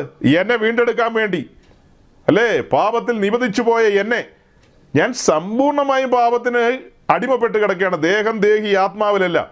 എൻ്റെ ശരീരം അനീതിയുടെ ആയുധങ്ങളായി സമർപ്പിച്ചിരിക്കുന്നതാണ്. സാത്താൻ ഏൽപ്പിച്ചു കൊടുത്തിരിക്കുക, അറിഞ്ഞുകൊണ്ടൊന്നുമല്ല. അത് കാലങ്ങൾക്ക് മുമ്പ് അങ്ങനെയായി. തോട്ടത്തിൽ വെച്ച് വീഴ്ച സംഭവിച്ചു. വീഴ്ചയ്ക്ക് ശേഷം തോട്ടത്തിൽ നിന്ന് പുറത്തായി. പിന്നത്തേതിൽ ഇങ്ങനെ മരണഭീതി ജീവിച്ചു പോവല്ലേ. അങ്ങനെ പോയിക്കൊണ്ടിരിക്കുന്നതിന് ഇടയ്ക്കാണ് ഈ കാഴ്ച കാണുന്നത്. ആ തിരുമേനി എന്ന് പറഞ്ഞാൽ നിങ്ങളിവിടെ നിരണം ഭദ്രാസനം എത്ര പൊലിത്തയുടെ കാര്യമല്ല കേട്ടോ. തിരുമേനി എന്ന് പറഞ്ഞാൽ ആകെ ഒരു തിരുമേനിയേ ഉള്ളൂ. ബാക്കി എല്ലാ ഐമേനികളുടെയും അഴുകുന്ന മേനികളാണ്. ഈ ഒരു മേനി മാത്രമേ ഉള്ളൂ, ദ്രവത്വം കാണാത്ത മേനി. അപ്പോൾ ആ തിരുമേനി തച്ചുടയ്ക്കപ്പെട്ട് കിടക്കുക. സുവിശേഷ പ്രസംഗത്തിൽ കണ്ണിൻ്റെ മുമ്പിൽ അത് തുറന്നു വരികയല്ലേ. ആ കാഴ്ച കാണുക. ഒരുവൻ എനിക്ക് വേണ്ടി മനഃപൂർവ്വമായി തൻ്റെ ശരീരത്തെ ഏൽപ്പിച്ചു കൊടുത്തു. അങ്ങനെയല്ലേ വീണ്ടെടുപ്പിൻ പ്രക്രിയയിലേക്ക് നമ്മൾ ചൂട് വെച്ചത്. നിങ്ങൾ എത്ര പേരിങ്ങനെ ഈ കാര്യം കേട്ടിട്ടുണ്ട് നിങ്ങളുടെ വിശ്വാസ ജീവിതത്തിൻ്റെ ആരംഭത്തിൽ? ചോദ്യമായിട്ട് ചോദിച്ചതല്ല കേട്ടോ, പൊതുവിൽ അങ്ങ് ചോദിച്ചതാ, മറുപടി ഒന്നും പറയണ്ട. ഈ കാര്യങ്ങൾ ഇങ്ങനെ പ്ലേസ് ചെയ്തത് എത്ര പേര് ആ നിലയിൽ കാര്യങ്ങൾ കേട്ടിട്ടുണ്ട്? ഞാൻ കേട്ടിട്ടില്ല. എൻ്റെ വിശ്വാസ ജീവിതത്തിൽ അങ്ങനെയൊന്നും കേൾക്കാൻ ഒരു ഭാഗ്യമില്ലാത്ത മനുഷ്യനായിരുന്നു ഞാൻ. പിന്നത്തേതിലും കേട്ടിട്ടുണ്ടോ എന്ന് ചോദിച്ചു കഴിഞ്ഞാൽ പിന്നത്തേതിലും വലിയ പാടായിരുന്നു കേൾക്കാൻ. മഹാകൃപയാൽ ദൈവം ട്രാക്ക് മാറ്റി വഴിയിലേക്ക് കൊണ്ടുവന്നു. അല്ലെങ്കിൽ വ്യവസ്ഥാപിത പെന്തിക്കോസിലെ ഒരു ഉപദേശിയായ ഞാൻ നൂജൻ ആത്മാവോടുകൂടി നിൽക്കുന്ന എവിടെയാ? ക്ലാസിക്കൽ പെന്തിക്കോസിൽ. എന്നെ നയിക്കുന്നതോ നൂജൻ ആത്മാവും. ഇത് രണ്ടും കൂടെ കൂടി ഞാനിങ്ങനെ അല്ലെലിയ സ്വോത്രം ആളുകളെയൊക്കെ വറപ്പിച്ചും മരിപ്പിച്ചും ഉയർപ്പിച്ചും ഒക്കെ ഇങ്ങനെ പോയിക്കൊണ്ടിരുന്നേനെ. അതേസമയം ഈ യെസക്കേലിൻ്റെ പുസ്തകം 8-ാം അധ്യായത്തിലൊരു വാക്യമുണ്ട്. യെസക്കേലിൻ്റെ പുസ്തകം 8-ാം അധ്യായത്തിൻ്റെ തുടക്കത്തിൽ നമ്മൾ കാണുന്നത് 6-ാം ആണ്ട് 6-ാം മാസം 5-ാം തീയതി ഞാൻ വീട്ടിലിരിക്കുകയും യഹൂദ മൂപ്പന്മാർ എൻ്റെ മുമ്പിൽ ഇരിക്കുകയും ചെയ്തപ്പോൾ അവിടെ യഹോവയായ കർത്താവിൻ്റെ കൈ പ്രവാചകൻ്റെ മേൽ വന്നു. യഹോവയായ ദൈവത്തിൻ്റെ കൈ പ്രവാചകൻ്റെ മേൽ വന്നു. എന്നിട്ട് അപ്പോൾ മനുഷ്യ സാദൃശ്യത്തിൽ ഒരു രൂപം ഞാൻ കണ്ടു. അങ്ങനെ താഴേക്ക് പറഞ്ഞു വന്നിട്ട് 3-ാം വാക്യത്തിലേക്ക് വരുമ്പോൾ കാണുകയാണ്, അവൻ കൈ പോലെ ഒന്ന് നീട്ടി എന്നെ തലമുടിക്ക് പിടിച്ച് ആത്മാവ് എന്നെ ഭൂമിയുടെയും ആകാശത്തിൻ്റെയും മധ്യേ ഉയർത്തി ദിവ്യ ദർശനങ്ങളിൽ യെരുശലേമിൽ. സഹോദരങ്ങളെ, ഈ വാക്യത്തിൽ നമ്മൾ വായിച്ചത് എന്താ? ആത്മാവ് പ്രവാചകനെ കൈ പോലെ ഒന്ന് നീട്ടി തലമുടിക്ക് പിടിച്ച് ഭൂമിയുടെ ആകാശത്തിൻ്റെ മധ്യ ഉയർത്തിയെന്ന്. അതിനാണ് ഞാൻ ആദ്യം പറഞ്ഞത് ഏറി നിർത്തിയെന്ന്. തലമുടിക്ക് പിടിച്ച് ഇങ്ങനെ കെട്ടി തൂക്കിയിട്ട ഒരവസ്ഥ. ദിവ്യ ദർശനങ്ങളിൽ. കുറച്ച് മുമ്പ് ഇരുന്നത് യഹൂദ മൂപ്പന്മാരുടെ കൂട്ടത്തിലാണ്. അവരുടെ കൂടെ ഒത്തിരി കാലം ഇരുന്നതാണ്. ഇപ്പം ഇത് 5-ാം മാസമല്ലേ ഇരുന്നത്, 6-ാം ആണ്ട് 5-ാം മാസം, അങ്ങനെ ഒത്തിരി കാലങ്ങളായിട്ട് അവരുടെയൊക്കെ കൂടെ ഇരിക്കുന്ന ഒരു പ്രയോജനമില്ല. പക്ഷെ അവനെ ദിവ്യ രഹസ്യങ്ങൾ കാണിക്കാൻ വേണ്ടി, വെളിപ്പാടുകളിലേക്ക് കൊണ്ടുപോകാൻ വേണ്ടി സ്വർഗ്ഗത്തിലെ ദൈവം അവനെ തലമുടിക്ക് പിടിച്ചങ്ങ് പൊക്കുക. ആ കൂടെ ഒന്ന് ഇരുന്ന് കഴിഞ്ഞാൽ ദിവ്യ ദർശനങ്ങൾ കാണാൻ പറ്റത്തില്ല. അതുകൊണ്ട് എന്ത് ചെയ്യുക? വേറിട്ട് കൂട്ടിക്കൊണ്ട് പോവുകയാണ് ദിവ്യ ദർശനങ്ങൾ. പിന്നീട് സംഭവിക്കാനുള്ള കാര്യങ്ങളൊക്കെയാണ്. ഈ എസെക്കിയേലിൻ്റെ പുസ്തകമൊക്കെ വളരെ ത്രില്ലിംഗ് ഉള്ള കാര്യങ്ങളാണ്. വായിച്ചാലും ധ്യാനിച്ചാലും മടുക്കാത്ത അധ്യായങ്ങളാണ്. അത് 1 മുതലങ്ങനെ പഠിച്ചു പോകണം, ധ്യാനിച്ചു പോകണം. വളരെ സീരിയസ് ആയ കാര്യങ്ങളാണ് അതിനകത്തൊക്കെ ഉള്ളത്. അപ്പോൾ എന്താ നമ്മൾ പറഞ്ഞു വന്നത്? നമ്മൾ പറഞ്ഞു വന്നത് ഇത്രയേ ഉള്ളൂ, പ്രവാചകനെ ഇങ്ങനെ ഏറി നിർത്തി എന്ന് പറയാൻ അത് പറഞ്ഞത്. അതിനു മുമ്പൊക്കെ പറഞ്ഞത് എന്താ? ക്രമത്തിൻ്റെ കാര്യങ്ങളാണ് പറഞ്ഞത്, ക്രമത്തിൻ്റെ കാര്യങ്ങൾ. അപ്പം നമ്മൾ കണ്ട കാര്യം തന്നെ, ഇസ്രായേലിൻ്റെ നടുവിൽ സമാഗമന കൂടാരമെങ്കിൽ പുതിയ നിയമത്തിലേക്ക് വരുമ്പോൾ നാമാണ് ദൈവത്തിൻ്റെ മന്ദിരം. അപ്പം നമുക്ക് ഈ കാര്യങ്ങളൊക്കെ ഗ്രഹിക്കാൻ കഴിയണമെങ്കിൽ ഇങ്ങനെ ചില സമയത്ത് തലമുടിക്കൊക്കെ പിടിച്ച് പൊക്കേണ്ടി വരും. അങ്ങനെ പൊക്കുന്ന സമയത്ത് ചിലപ്പോൾ നമ്മൾ അതിന് അല്ലലിയും സ്വോത്രവും ഗ്ലോറിയൊക്കെ പറഞ്ഞു കളയും. അങ്ങനെ പൊക്കുമ്പോഴാണ് നമ്മൾ ഈ ഉപവാസമൊക്കെ ഡിക്ലെയർ ചെയ്യുന്നത്. അതായത് ഈ പൊക്കി പിടിച്ചേക്കുന്ന അതിൽ നിന്ന് നമ്മൾ താഴേക്കൊന്ന് ഇടാൻ വേണ്ടിയിട്ടാണ് നമ്മൾ ഉപവസിക്കുന്നത്. സത്യത്തിൽ അതിൽ രസിക്കുകയാണ് വേണ്ടത്. വലിയവനായ ദൈവം നമ്മെ ഏറി നിർത്തുന്ന നിമിഷങ്ങളാണ് അതൊക്കെ. വെളിപ്പാടുകളിൽ നമ്മെ സമ്പന്നരാക്കാൻ വേണ്ടി മേലാൽ സംഭവിക്കാനുള്ള കാര്യങ്ങളൊക്കെ അവിടെ കാണാൻ പോകുന്നത്. യെരുശലേം ദൈവാലയത്തിൽ നിന്നും മഹത്വം പോയിപ്പോകുന്ന കാര്യങ്ങളാണ് പിന്നെ കാണാൻ പോകുന്നത്. മഹത്വം എങ്ങോട്ട് പോകുന്നു എന്നൊക്കെയുള്ളതാണ് വായിക്കുന്നത്. അതൊക്കെ ചരിത്രത്തിൽ സംഭവിക്കുക. പ്രവാചകനെ കാര്യങ്ങളെ കാണിച്ചു കൊടുക്കുകയാണ്, അല്ലേ? അപ്പോൾ എന്താ സൗകര്യങ്ങളെ നമ്മൾ പറഞ്ഞു വരുന്ന കാര്യം ഇത്രയേ ഉള്ളൂ. അഹറോൻ കുണുക്കെല്ലാം പറിച്ചിട്ട് കഴിഞ്ഞപ്പോൾ കാളക്കുട്ടി പുറത്തു വന്നു. ബസലേൽ അതെല്ലാം തീക്കകത്തേക്ക് ഇട്ട് കഴിഞ്ഞപ്പോൾ താമ്രത്തൊട്ടി പുറത്തു വന്നു. താമ്രത്തൊട്ടി ചുമ്മാ വന്നെന്നല്ല, ബസലേൽ അത് പണിതെടുത്തു. എനിവേ 2 റിസൾട്ടാണ് പറഞ്ഞത്. അഹറോൻ ഉണ്ടാക്കിയതിൻ്റെ റിസൾട്ടും ബസലേൽ ഉണ്ടാക്കിയതിൻ്റെ റിസൾട്ടും. അപ്പോൾ ഈ സമാഗമന കൂടാരം എന്ന് പറയുന്ന കാര്യം എത്രയോ സീരിയസ് ആയ ഒരു കാര്യമാണ്. നമ്മളിപ്പോൾ അതിൻ്റെ പഠനത്തിലൊന്നും ഏർപ്പെട്ടിട്ടില്ല. നിങ്ങളൊന്നും പിണങ്ങി പിരിയരുതെന്ന് പാസ്റ്റർ പിന്നെ ഞങ്ങളെ അത് ഒക്കെ കേൾപ്പിച്ചു എന്നും പറഞ്ഞ്. എനിക്ക് കാര്യമൊന്നും ധരിപ്പിക്കണം നിങ്ങളെ, അത്രയേ ഉള്ളൂ. അപ്പോൾ ഈ സഹോദരിമാർ മാറോട് ചേർത്ത് പിടിച്ചിരിക്കുന്ന, അവർക്ക് ഏറ്റവും പ്രിയപ്പെട്ട, താഴെ വെക്കാനേ തോന്നാത്തൊരു കാര്യമാണ് ഈ മുഖദർപ്പണം. മുഖം നോക്കണ്ടേ? ദിവസത്തിൽ 1 പ്രാവശ്യമെങ്കിലും നോക്കണ്ടേ? നോക്കാതെ ജീവിക്കാൻ പറ്റുമോ? വായു ഇല്ലെങ്കിലും നമുക്ക് ജീവിക്കാം. മുഖം നോക്കാതെ എങ്ങനെ ജീവിക്കാൻ പറ്റും? അത് ഇത്തിരി ബുദ്ധിമുട്ടുള്ള കാര്യമാണ്. ഏറ്റവും എസെൻഷ്യലായിട്ടുള്ളൊരു കാര്യമാണ്, ഏറ്റവും പ്രിയപ്പെട്ടൊരു കാര്യമാണ്. ആ പ്രിയപ്പെട്ട കാര്യത്തെ സമർപ്പിക്കാനായിട്ട് അങ്ങനെയൊന്നും പറയുന്നില്ല അവിടെ. സമർപ്പിക്കാനല്ലോ പറയുന്നുണ്ടോ? സഹോദരിമാർ കാര്യം മനസ്സിലായി കഴിഞ്ഞപ്പോൾ ഞാൻ നോക്കിയോട്ടെ. യെസ്, സമാഗമന കൂടാരത്തിൻ്റെ വാതിലുകൾ സേവ ചെയ്തു വന്ന സ്ത്രീകളുടെ ദർപ്പണങ്ങൾ കൊണ്ട് അവൻ താമ്രത്തൊട്ടിയും അതിൻ്റെ താമ്രക്കാലും ഉണ്ടാക്കി. ഇതെല്ലാം കൊണ്ടുവരാൻ മോശെ ആഹ്വാനം ചെയ്തതായിട്ട് നമ്മൾ കാണുന്നില്ല. പക്ഷെ മോശ കാര്യങ്ങൾ പറഞ്ഞപ്പോൾ സംഭവം കത്തി. സഹോദരിമാർക്ക് എല്ലാവർക്കും കത്തി കാണില്ല, അത്യാവശ്യം കത്തേണ്ടവർക്കൊക്കെ കത്തി. അത് കത്തിയവരിതെല്ലാം കൊണ്ടുവന്നു ഉടച്ചോളാൻ പറഞ്ഞു. ഞങ്ങളെ അങ്ങ് ഉടച്ചോ. ഈ കാര്യങ്ങൾ കത്തുപിടിച്ചവർക്ക്, അല്ലെങ്കിൽ അത് മജ്ജയിലും മാംസത്തിലും തൊട്ടവർക്ക് കാര്യം ബോധ്യപ്പെട്ടപ്പോൾ അവരത് കൊണ്ടുവന്ന് സമർപ്പിച്ചിട്ട് ഞങ്ങളുടെ ആഗ്രഹങ്ങൾ, ഞങ്ങളുടെ താല്പര്യങ്ങൾ അതെല്ലാം ഉടയപ്പെടട്ടെ, അതെല്ലാം ഉടയ്ക്കപ്പെടുവാൻ ഞങ്ങൾ ഏൽപ്പിക്കുന്നു. പകരം കൂടാരത്തിൽ താമ്രത്തൊട്ടി. കാരണം ഈ ശുശ്രൂഷകൾ മുൻപോട്ട് പോകണമെങ്കിൽ ഒരു പുരോഹിതൻ കൂടാരത്തിലേക്ക് കടന്നു വരുമ്പോൾ യാഗപീഠത്തിൻ്റെ ചുവട്ടിലൂടെ ആദ്യം വരുന്നത് താമ്രത്തൊട്ടിയുടെ അടുക്കലാണ്. ശുദ്ധീകരണം പ്രാപിച്ചതിന് ശേഷമേ യാഗം അർപ്പിക്കാൻ പറ്റുള്ളൂ. ആദ്യമേന്ന് താൻ എവിടെയാണ് വരുന്നത്? താമ്രത്തൊട്ടിയുടെ അടുക്കൽ. അവിടെ വന്ന് വെള്ളത്തിൽ കൈകളും കാലുകളും കഴുകും. കൈയും കാലും രണ്ട് കാര്യമാണ്. കാല് കാണിക്കുന്ന നടപ്പിനെയാണ്, കൈ കാണിക്കുന്ന പ്രവൃത്തിയാണ്. അപ്പോൾ അങ്ങനെ കഴുകൽ പ്രാപിച്ചിട്ടാണ്, ശുദ്ധീകരണം പ്രാപിച്ചിട്ടാണ് യാഗപീഠത്തിൻ്റെ അടുക്കിലേക്ക് അടുക്കാൻ കഴിയൂ. കാരണം എന്താ? യാഗപീഠം അതിവിശുദ്ധമാണ്. പുറപ്പാട് ദിവസത്തിൽ എഴുതി വെച്ചിരിക്കുക, മോസ്റ്റ് ഹോളിയാണ്. യാഗപീഠം അതിവിശുദ്ധമാണ്. ആ യാഗപീഠത്തോട് അടുക്കുന്നവനെല്ലാം വിശുദ്ധനായിരിക്കണമെന്നൊക്കെ വാക്യങ്ങളുണ്ട്. നിങ്ങൾ എത്ര പേർ അതൊക്കെ കണ്ടിട്ടുണ്ടെന്ന് എനിക്കറിയില്ല. യാഗപീഠത്തോട് അടുക്കുന്നവനെല്ലാം വിശുദ്ധനായിരിക്കണമെന്നുള്ളത്. അപ്പോൾ യാഗപീഠത്തിലേക്ക് സൂക്ഷിച്ച് നോക്കുമ്പോൾ എന്തെല്ലാമാ യാഗപീഠം വിളിച്ചു പറയുന്നത്? അനവധി കാര്യങ്ങൾ വിളിച്ചു പറയും. വളരെ സമർപ്പണത്തിൽ അടുക്കേണ്ട ഒരു ഇടമാണ്. അതിൽ കത്തുന്ന തീയെന്ന് പറയുന്ന ഉയരത്തിൽ നിന്ന് വന്ന തീയാ. ഉമ്മ കയറി കളിക്കാനുള്ള സ്ഥലമല്ല അതൊന്നും. ഉമ്മ കളിക്കാൻ പറ്റിയ സ്ഥലമാണോ അതൊക്കെ? അയ്യോ, ചുമ്മാ കളിക്കാൻ പറ്റിയ ഇടമൊന്നും അല്ലാതെ. നിൻ്റെ ഈ കാശുണ്ടെങ്കിൽ നിൻ്റെ കയ്യിലിരിക്കട്ടെ. അല്ല പാസ്റ്റേ, കാശുണ്ടെങ്കിൽ ഞാൻ 2 ഓർഗൻ മേടിക്കുക. അതുകൊണ്ട് ആദ്യം ആരാധന എന്താണെന്ന് പഠിക്കുക, എന്നിട്ട് ഓർഗൻ മേടിക്കുക. ഓർഗൻ മേടിച്ചിട്ട് എൻ്റെ മോനെ ഞാൻ പഠിപ്പിച്ചിട്ടുണ്ട്, മോനെ വെച്ചിട്ട് ഇനി തുള്ളിപ്പിക്കാമെന്ന്. ഒത്തിരി സ്ഥലത്ത് ഒത്തിരി മോന്മാർ അവരെല്ലാം ഓർഗൻ പഠിക്കും. ആരുടെ മോന്മാരാ? മോന്മാരെല്ലാം ഓർഗൻ പഠിക്കും. പഠിക്കുന്ന ആരുടെ അടുത്ത് പോയാൽ? കണ്ട ജാതികളുടെ അടുത്ത് പോയാൽ അത് സാരമില്ല, എവിടെയെങ്കിലും പഠിച്ചിട്ട് വരട്ടെ. പക്ഷെ ഇവൻ ഇത് ഞെക്കുന്നതിന് മുമ്പ് അവൻ അഭിഷേകം പ്രാപിച്ചിരിക്കണം, അവൻ സറണ്ടർ ചെയ്യപ്പെട്ടവനായിരിക്കണം. ഓർഗനി ഞെക്കാനോ? യെസ്, ഓർഗനി ഞെക്കുന്നവൻ അവൻ അഭിഷേകം പ്രാപിച്ചവനായിരിക്കണം. പിന്നെയോ അവൻ നുഖത്തിൻ കീഴിലായിരിക്കണം, അവൻ ക്രൂശ് എടുക്കുന്നവനായിരിക്കണം, അവൻ ഇടുക്കമുള്ള വാതിലും ഞെരുക്കമുള്ള വഴിയൊക്കെ ഉണ്ടെന്നെങ്കിലും അത്യാവശ്യം മനസ്സിലാക്കണം. എൻ്റെ സഞ്ചാരപഥം അതാണ് എന്നവൻ മനസ്സിലാക്കണം. അങ്ങനെ പല കാര്യങ്ങളില്ലേ. ഇതൊന്നുമായിട്ടൊരു ബന്ധമില്ലാത്ത ഒരുത്തം വന്നിട്ട് ആരാധിക്കാം കൈകളെ കൊണ്ടുവന്നിട്ടുള്ളവർ, വായ അടച്ചോണം. നീയൊക്കെ കൈകളെ കൊണ്ടുവന്നിട്ടുണ്ടെന്നോ? ആരോടെ ഈ പറയുന്നത്? അത്യുന്നതൻ്റെ മന്ദിരങ്ങളോടാണോ സംസാരിക്കുന്നത്? അത്യുന്നതൻ്റെ മന്ദിരങ്ങളോടാണോ? പൊട്ടന്മാരോട് സംസാരിക്കുന്ന പോലെയാണോ അവരോട് സംസാരിക്കുന്നത്? വെളിപ്പാട് പ്രാപിച്ച ജനത്തോട് സംസാരിക്കുമ്പോൾ വിറയ്ക്കണം? അല്ല, സംസാരിക്കേണ്ട കാര്യമില്ലല്ലോ. താങ്കൾക്ക് സംസാരിക്കേണ്ട എന്ത് റോളാണ് ഉള്ളത്? പുതിയ നിയമ സഭയിൽ വർഷിപ്പ് ലീഡർ ഇല്ലല്ലോ. ഒരാൾ വേറൊരാളെ കൊണ്ട് വർഷിപ്പ് ചെയ്യിപ്പിക്കാൻ പറ്റുമോ? അങ്ങനത്തെ പരിപാടിയൊന്നും ഇവിടെ ഇല്ല. അതൊക്കെ വേറെ വല്ല സ്ഥലത്തും. പുതിയ നിയമ സഭയിൽ അങ്ങനത്തെ ഇടപാടുകളൊന്നും ഇല്ലെന്നേ.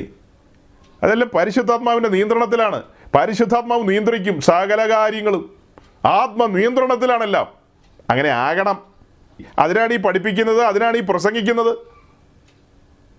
ഇതെല്ലായിടത്തും കേൾക്കാൻ കിട്ടാത്തത് കൊണ്ടാണ് നമ്മളിങ്ങനെ പറയുന്നത്. അപ്പം മുഖദർപ്പണങ്ങൾ ഉടയ്ക്കണം. സഹോദരിയാകട്ടെ സഹോദരനാകട്ടെ എല്ലാവരും കേട്ടുകൊള്ളുക. അത് ഉടഞ്ഞില്ലെങ്കിൽ താമ്രത്തൊട്ടി ഉണ്ടാകില്ല. താമ്രത്തൊട്ടി അവിടെ വന്നില്ലെങ്കിൽ ഈ കൂടാരത്തിൽ ദൈവസാന്നിധ്യം വരില്ല. ചിലതൊക്കെ ഉടയ്ക്കപ്പെടുമ്പോഴാണ് ദൈവസാന്നിധ്യം ഇറങ്ങുന്നത്. അവിടെയാണ് ശുശ്രൂഷകൾ വെളിപ്പെടുന്നത്. ഗോതമ്പ് മണി അങ്ങനെ തന്നെ ഇരുന്നിട്ടില്ല, പ്രയോജനമുണ്ടോ? ഇല്ല, അത് ഉടയപ്പെടണം. അതിൻ്റെ ഔട്ടർ ഷെല്ലുകൾ ഉടയ്ക്കപ്പെടണം. അതിൽ നിന്ന് വേരുകൾ പൊട്ടണം, താഴേക്ക് വേരിറങ്ങണം. അതിൽ നിന്ന് ചില നാമ്പുകൾ കിളുത്തു വരണം. ഗോതമ്പ് മണി നിലത്ത് വീണം എന്ന് വെച്ചാൽ ഉടയ്ക്കപ്പെടണമെന്നാണ് അതിൻ്റെ അർത്ഥം. ഇവിടെ ദർപ്പണങ്ങൾ ഉടയ്ക്കപ്പെടണം. ദൈവത്തിൻ്റെ ബെസ്ലേലുമാർ എവിടെയെന്നാണ് നമ്മൾ അന്ന് പ്രസംഗത്തിൽ ചോദിച്ചത്. ഹെഡിങ്ങും അങ്ങനെ തന്നെയാണ്. എവിടെ ദൈവത്തിൻ്റെ ബെസ്ലേലുമാർ? ദീർഘമായി നമ്മളന്ന് പ്രസംഗിച്ചിട്ടുണ്ട്. ഇന്നിപ്പോൾ എന്തുകൊണ്ടാണ് പ്രസംഗിച്ചത്? കഴിഞ്ഞ 3-4 ആഴ്ചകളായിട്ട് നമ്മൾ പറഞ്ഞത് ഈ ശരീരത്തിൻ്റെ സമർപ്പണം എന്നൊരു വിഷയത്തെക്കുറിച്ചാണ്. അതിന് പല പല കാര്യങ്ങൾ നമ്മളെടുത്തു, പല കാര്യങ്ങളെടുത്തു. അതെല്ലാം വിശദമാക്കിക്കൊണ്ടാണ് ഒടുവിലേക്ക് വന്നപ്പോൾ മുഖദർപ്പണങ്ങൾ ഉടയ്ക്കുന്ന കാര്യം പറഞ്ഞത്. എന്താ അതിൻ്റെ ആത്മീയ അർത്ഥമായിട്ട് നമുക്ക് പിടികിട്ടിയത്? അല്ലേ? അലങ്കാരങ്ങളോടുള്ള ബന്ധത്തിൽ സഹോദരിമാർക്ക് കൂടുതൽ ഇൻട്രസ്റ്റ് ഉള്ളവരാണ് ലോകത്തെല്ലാവർക്കും. അതേസമയം നമ്മുടെ സഹോദരിമാരെ എല്ലാം എടുത്ത് പഠിക്കുമ്പോൾ 2 തരം ആൾക്കാരുണ്ട് നമ്മുടെ ഇടയിൽ. ഒരു കൂട്ടം ആൾക്കാർ കാര്യങ്ങളെ തിരിച്ചറിഞ്ഞവർ, കാലം ചുരുങ്ങിയിരിക്കുന്നു എന്ന് തിരിച്ചറിഞ്ഞ് വരാൻ പോകുന്ന പുതിയ ഭൂമിയും പുതിയ ആകാശത്തെ സ്വപ്നം കാണുന്നവരുണ്ട്. അതേസമയം ഇങ്ങനെ എല്ലാത്തിൻ്റെയും കൂടെ പാമ്പിൻ്റെ കൂടെ പാമ്പും മീനിൻ്റെ കൂടെ മീനും എന്നുള്ള നിലയിൽ ആഗ്രഹങ്ങൾ ഉള്ളിൽ ഒളിപ്പിച്ചു വെച്ചുകൊണ്ട്, ദൈവമേ എന്തെങ്കിലും ചാകുന്നതിന് മുമ്പ് ഇതൊക്കെ ഒന്ന് ഇട്ട് ഒരു ഫോട്ടോയെങ്കിലും എടുക്കാൻ. പിന്നെ ഫോട്ടോ എടുക്കുന്ന ഒത്തിരി പേരുണ്ട്. അങ്ങനെ ഒരു ഫോട്ടോ എടുത്ത് വയ്ക്കാൻ. സഹോദരങ്ങൾ, ഈ പറയുന്ന കാര്യങ്ങൾ നിങ്ങളുടെ ഉള്ളിൽ കത്തി ജ്വലിക്കണമെങ്കിൽ ക്രൂശ് മുൻപിലിരിക്കണം. പൗലോസ് പറയുന്ന പോലെ ക്രൂശ് മുൻപിൽ ഇരിപ്പുണ്ടെങ്കിൽ മാത്രമേ ഈ പറയുന്നതിന് പ്രസക്തിയുള്ളൂ. അല്ലെങ്കിൽ ആളുകൾ ഈ പ്രസംഗമൊക്കെ പുറംകാല് കൊണ്ട് തൊഴിച്ച് അറബിക്കടലിലേക്ക് കളയും. നമ്മൾ എന്തുകൊണ്ടാണ് ഇത് പ്രസംഗിക്കുന്നത്? നിങ്ങൾ എന്തുകൊണ്ടാണ് കേട്ടിരിക്കുന്നത്? നിങ്ങളുടെ കണ്ണിൻ്റെ മുമ്പിൽ കത്തുന്ന ബലിപീഠം നിൽക്കുക, കാൽവറിയിലെ ക്രൂശ്. അവനാൽ ഞാൻ ലോകത്തിനും ലോകം എനിക്കും ക്രൂശിക്കപ്പെട്ടിരിക്കുന്നു എന്ന് ഗലാത്യ ലേഖനത്തിൽ പൗലോസ് പറയുക. ഗലാത്യ ലേഖനത്തിൻ്റെ ഏറ്റവും ഒടുവിലാകട്ടോ അത് പറഞ്ഞത്. ഗലാത്യ ലേഖനത്തിൻ്റെ തുടക്കത്തിൽ പൗലോസ് പറയുന്നുണ്ട്, ഞങ്ങൾ നിങ്ങളോട് അറിയിച്ച സുവിശേഷത്തെക്കുറിച്ച്. ആ സുവിശേഷത്തിന് വിരുദ്ധമായ കാര്യങ്ങൾ മറ്റാരെങ്കിലും പറഞ്ഞാൽ ആ സുവിശേഷത്തിൻ്റെ പ്രത്യേകത എന്താ? ആ സുവിശേഷം നിങ്ങളുടെ കണ്ണിൻ്റെ മുമ്പിൽ വരച്ചു വെച്ച് തന്നെന്നല്ലേ പറയുന്നത്. നിങ്ങളുടെ കണ്ണിൻ്റെ മുമ്പിൽ വരച്ചു വെച്ച് തന്നു ആ സുവിശേഷം. ആ സുവിശേഷം കണ്ണിൻ്റെ മുമ്പിൽ അങ്ങനെ തന്നെ ഇരിക്കുക, അത് മാഞ്ഞു പോയിട്ടില്ല. ആരുടെയെങ്കിലും കണ്ണിൻ്റെ മുമ്പിൽ നിന്ന് മാഞ്ഞു പോയിട്ടുണ്ടെങ്കിൽ അതിനെ തെളിയിക്കുകയാണ് ഇപ്പോൾ. പരിശുദ്ധാത്മാവിൽ ഇപ്പോൾ അതിനൊരു ജ്വലനത്തിന് വേണ്ടിയാണ് ഒരുമിച്ച് കൂടിയിരിക്കുന്നത്. പൗലോസ് ഗലാത്യയിൽ വന്നവരുടെ കണ്ണിൻ്റെ മുമ്പിൽ വെച്ചതാ. അതിന് കണ്ണിൻ്റെ മുമ്പിൽ നിന്ന് മാറാൻ പാടില്ല. എഴുന്നേൽക്കുമ്പോഴും ഇരിക്കുമ്പോഴും കിടക്കുമ്പോഴും എല്ലാം. ഉറങ്ങുമ്പോൾ ഉണ്ടോയെന്ന് ചോദിച്ചാൽ എനിക്കറിയില്ല. കണ്ണിൻ്റെ മുമ്പിൽ ഇരിക്കണം. ഞാനൊരു പാപിയായിരുന്നു, നഷ്ടപ്പെട്ട പാപിയായിരുന്നു, ഒരു വിലയുമില്ലാത്തവനായിരുന്നു.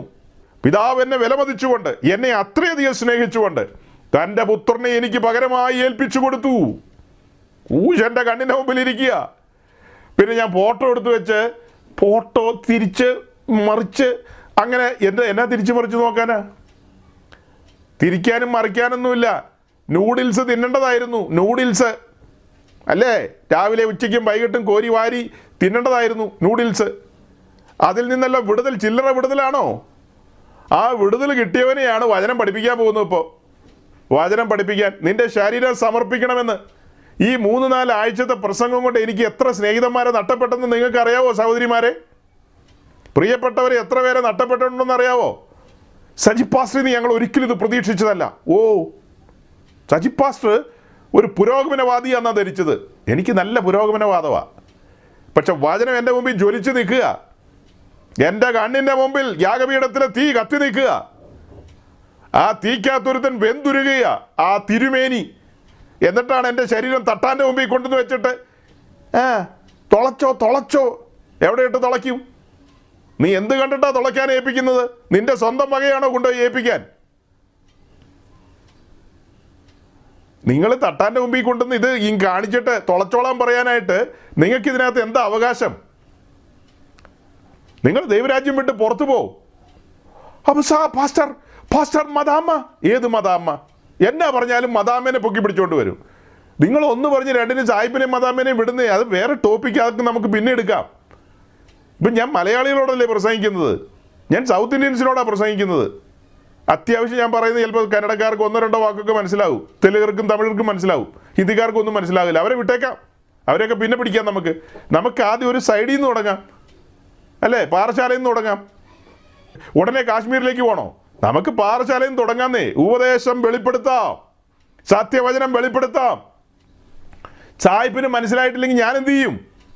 ഇപ്പം നിങ്ങളുടെ മുമ്പിലല്ലേ വചനം വെളിപ്പെട്ടത്, നിങ്ങൾക്ക് നിഷേധിക്കാൻ പറ്റുമോ? നിങ്ങളുടെ കണ്ണിൻ്റെ മുമ്പിലാണ് ആ തിരുമേനി ഉടയ്ക്കപ്പെട്ട് കിടക്കുന്ന കാഴ്ച കണ്ടത്.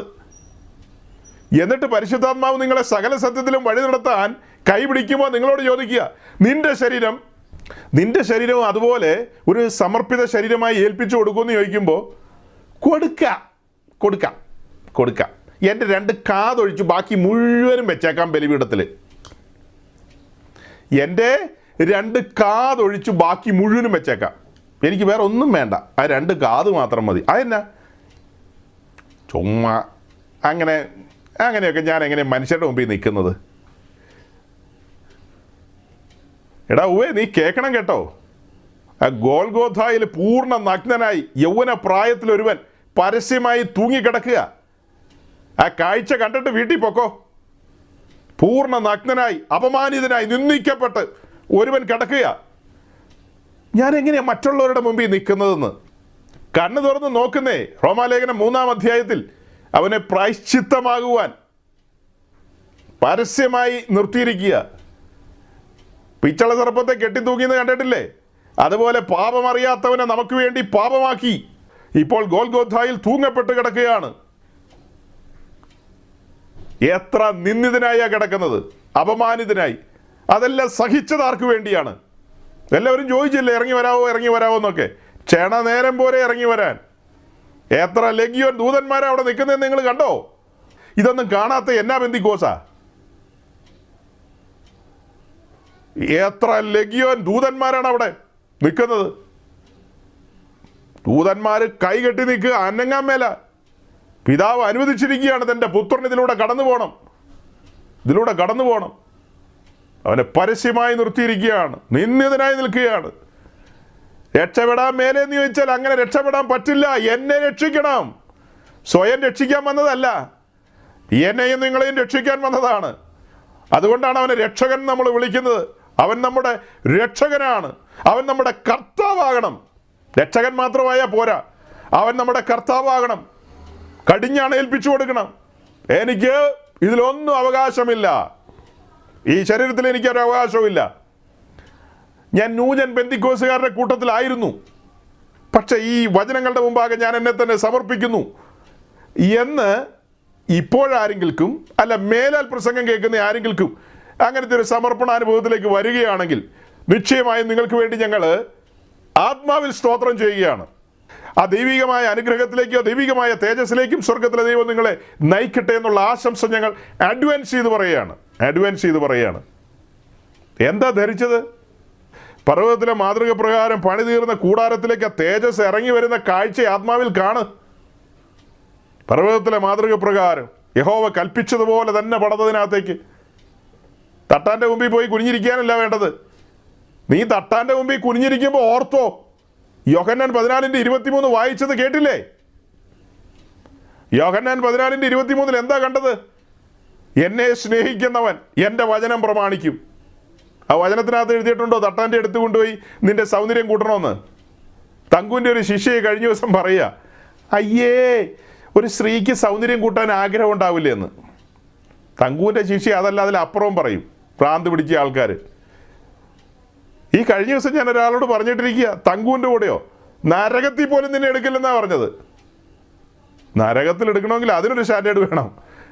വേറെ എന്തെങ്കിലും സാധനം പണിയണം ആ കൂടെയൊക്കെ നടക്കുന്നവനെ എടുക്കാനായിട്ട്. ദൈവവചനത്തോട് മറുതലിക്കുന്ന സംഘങ്ങളാണതെല്ലാം. നമ്മുടെ കർത്താവ് പറഞ്ഞു ഞാൻ നിങ്ങളെ ചെത്തുമെന്ന്. ആ വിരുദ്ധൻ എന്താ പറഞ്ഞത്? ഒരിക്കലും ചെത്തില്ലെന്ന്. ദൈവത്തിന് ബുദ്ധി പറഞ്ഞു കൊടുക്കാൻ നമ്മളാരാ? വചനത്തിങ്കൽ വിറയ്ക്കണം. ജീവനുള്ള ദൈവത്തിൻ്റെ വചനത്തിങ്കൽ നമ്മൾ എന്ത് ചെയ്യണം? വിറയ്ക്കണം. സമർപ്പിത ജീവിതമാണ് ദൈവം നമ്മിൽ നിന്ന് ആഗ്രഹിക്കുന്നത്. അതുകൊണ്ടാണ് മലയാളക്കരയിൽ സത്യോപദേശം വെളിപ്പെട്ടത്. അങ്ങനെ മുന്നോട്ട് വന്ന ആൾക്കാരെയാണ് നാട്ടുകാർ പെന്തിക്കോസുകാരെന്ന് വിളിച്ചത്. അതിനെ തച്ചുടയ്ക്കാൻ പാകത്തിനാണ് ന്യൂജൻ പെന്തിക്കോസ് വന്നത്. ഇപ്പം ഈ പെന്തിക്കോസിലെ പാസ്റ്റർമാരെല്ലാം ഒട്ടുമുക്കാലും മെജോറിറ്റിയും ന്യൂജൻ പെന്തിക്കോസ് ആയിപ്പോയി. പേരുകൊണ്ട് നമ്മൾ പറയും അവിടെ കുമ്പനാടില്ലേ, മുളക്കുഴയിലില്ലേ, മറ്റോടത്തില്ലേ, മറിച്ചോടത്തില്ലേ എന്നൊക്കെ. സൂക്ഷ്മമായി എടുത്ത് പരിശോധിക്കുമ്പോഴാണ് ഈ പുള്ളികളെല്ലാം കുണുക്കുകളെല്ലാം തീക്കകത്തേക്ക് ഇട്ട് കഴിഞ്ഞിട്ട് പുറത്തേക്ക് കൊണ്ടുവരുന്നത് എന്നതാ കാളക്കുട്ടികളാ. അല്ലാതെ താമ്രത്തൊട്ടിയൊന്നും അല്ല വരുന്നത്. പരിശുദ്ധാത്മാവിൻ്റെ പ്രവർത്തനമൊന്നുമല്ല, ഏതൊക്കെയോ ആത്മാവിൻ്റെ പ്രവർത്തനങ്ങളാണ് വരുന്നത്. പരിശുദ്ധാത്മാവിൻ്റെ പ്രവർത്തനമാണ്. ഇതിൽ കുറഞ്ഞ ഒന്നും കൊണ്ടും സ്വർഗം തൃപ്തമാകില്ല. മഹത്വത്തിൻ്റെ പ്രത്യാശയായി ക്രിസ്തു വസിക്കുന്ന മന്ദിരമാണിത്. അതുപോലെ സമർപ്പണത്തിലേക്ക് വരണം നമ്മൾ. കുറച്ച് കാര്യങ്ങളും കൂടെ പറയാനുണ്ടായിരുന്നു. ഇന്നും സമയം പോയതുകൊണ്ട് ഞാൻ വാക്കുകളെ ചുരുക്കുകയാണ്. ഇനിയുള്ള കാര്യങ്ങൾ കർത്താവ് വരാൻ താമസിച്ച് നമുക്ക് അടുത്ത ദിവസം വീണ്ടും കൂടുമ്പോൾ ഒരുമിച്ച് ധ്യാനിക്കാം. സൗരങ്ങളെ ഞാൻ എൻ്റെ വാക്കുകളെ ചുരുക്കുകയാണ്. ഈ കേൾക്കപ്പെട്ട വചനത്തിന് മുമ്പാകെ സമർപ്പിത ജീവിതം എന്ന് പറയുന്നത് ഒരു കുഞ്ഞുകളിയല്ല, ഇത് ഗൗരവമായ കാര്യമാണ്, വളരെ സീരിയസ് ആയ കാര്യമാണ്. നമ്മൾ എപ്പോഴെങ്കിലും ആ സമർപ്പണത്തിൽ നിന്ന് ഇളകിപ്പോയിട്ടുണ്ടോ? ചിന്താമണ്ഡലത്തിൽ തന്നെ ഇളകിയിട്ടുണ്ടോ?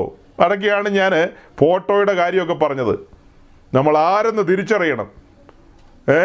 വിട്ടുപോരുവിൻ സകല വ്യാജ ഉപദേശങ്ങളുടെയും അശുദ്ധമായ ഉപദേശങ്ങളുടെയും നടുവിൽ നിന്ന് പുറപ്പെട്ട് വേർപെട്ടിരിപ്പീൻ.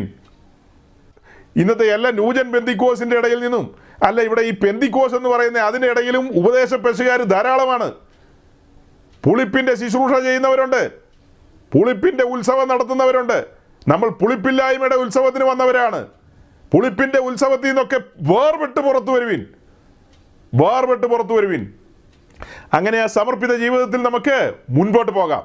അതിന് സ്വർഗ്ഗത്തിലെ ദൈവം നിങ്ങളെ ഓരോരുത്തരെയും സഹായിക്കട്ടെ എന്ന് പറഞ്ഞുകൊണ്ട് ഞാൻ എൻ്റെ വാക്കുകളെ ചുരുക്കുന്നു. ദൈവം നിങ്ങളെ അനുഗ്രഹിക്കട്ടെ. Thank you.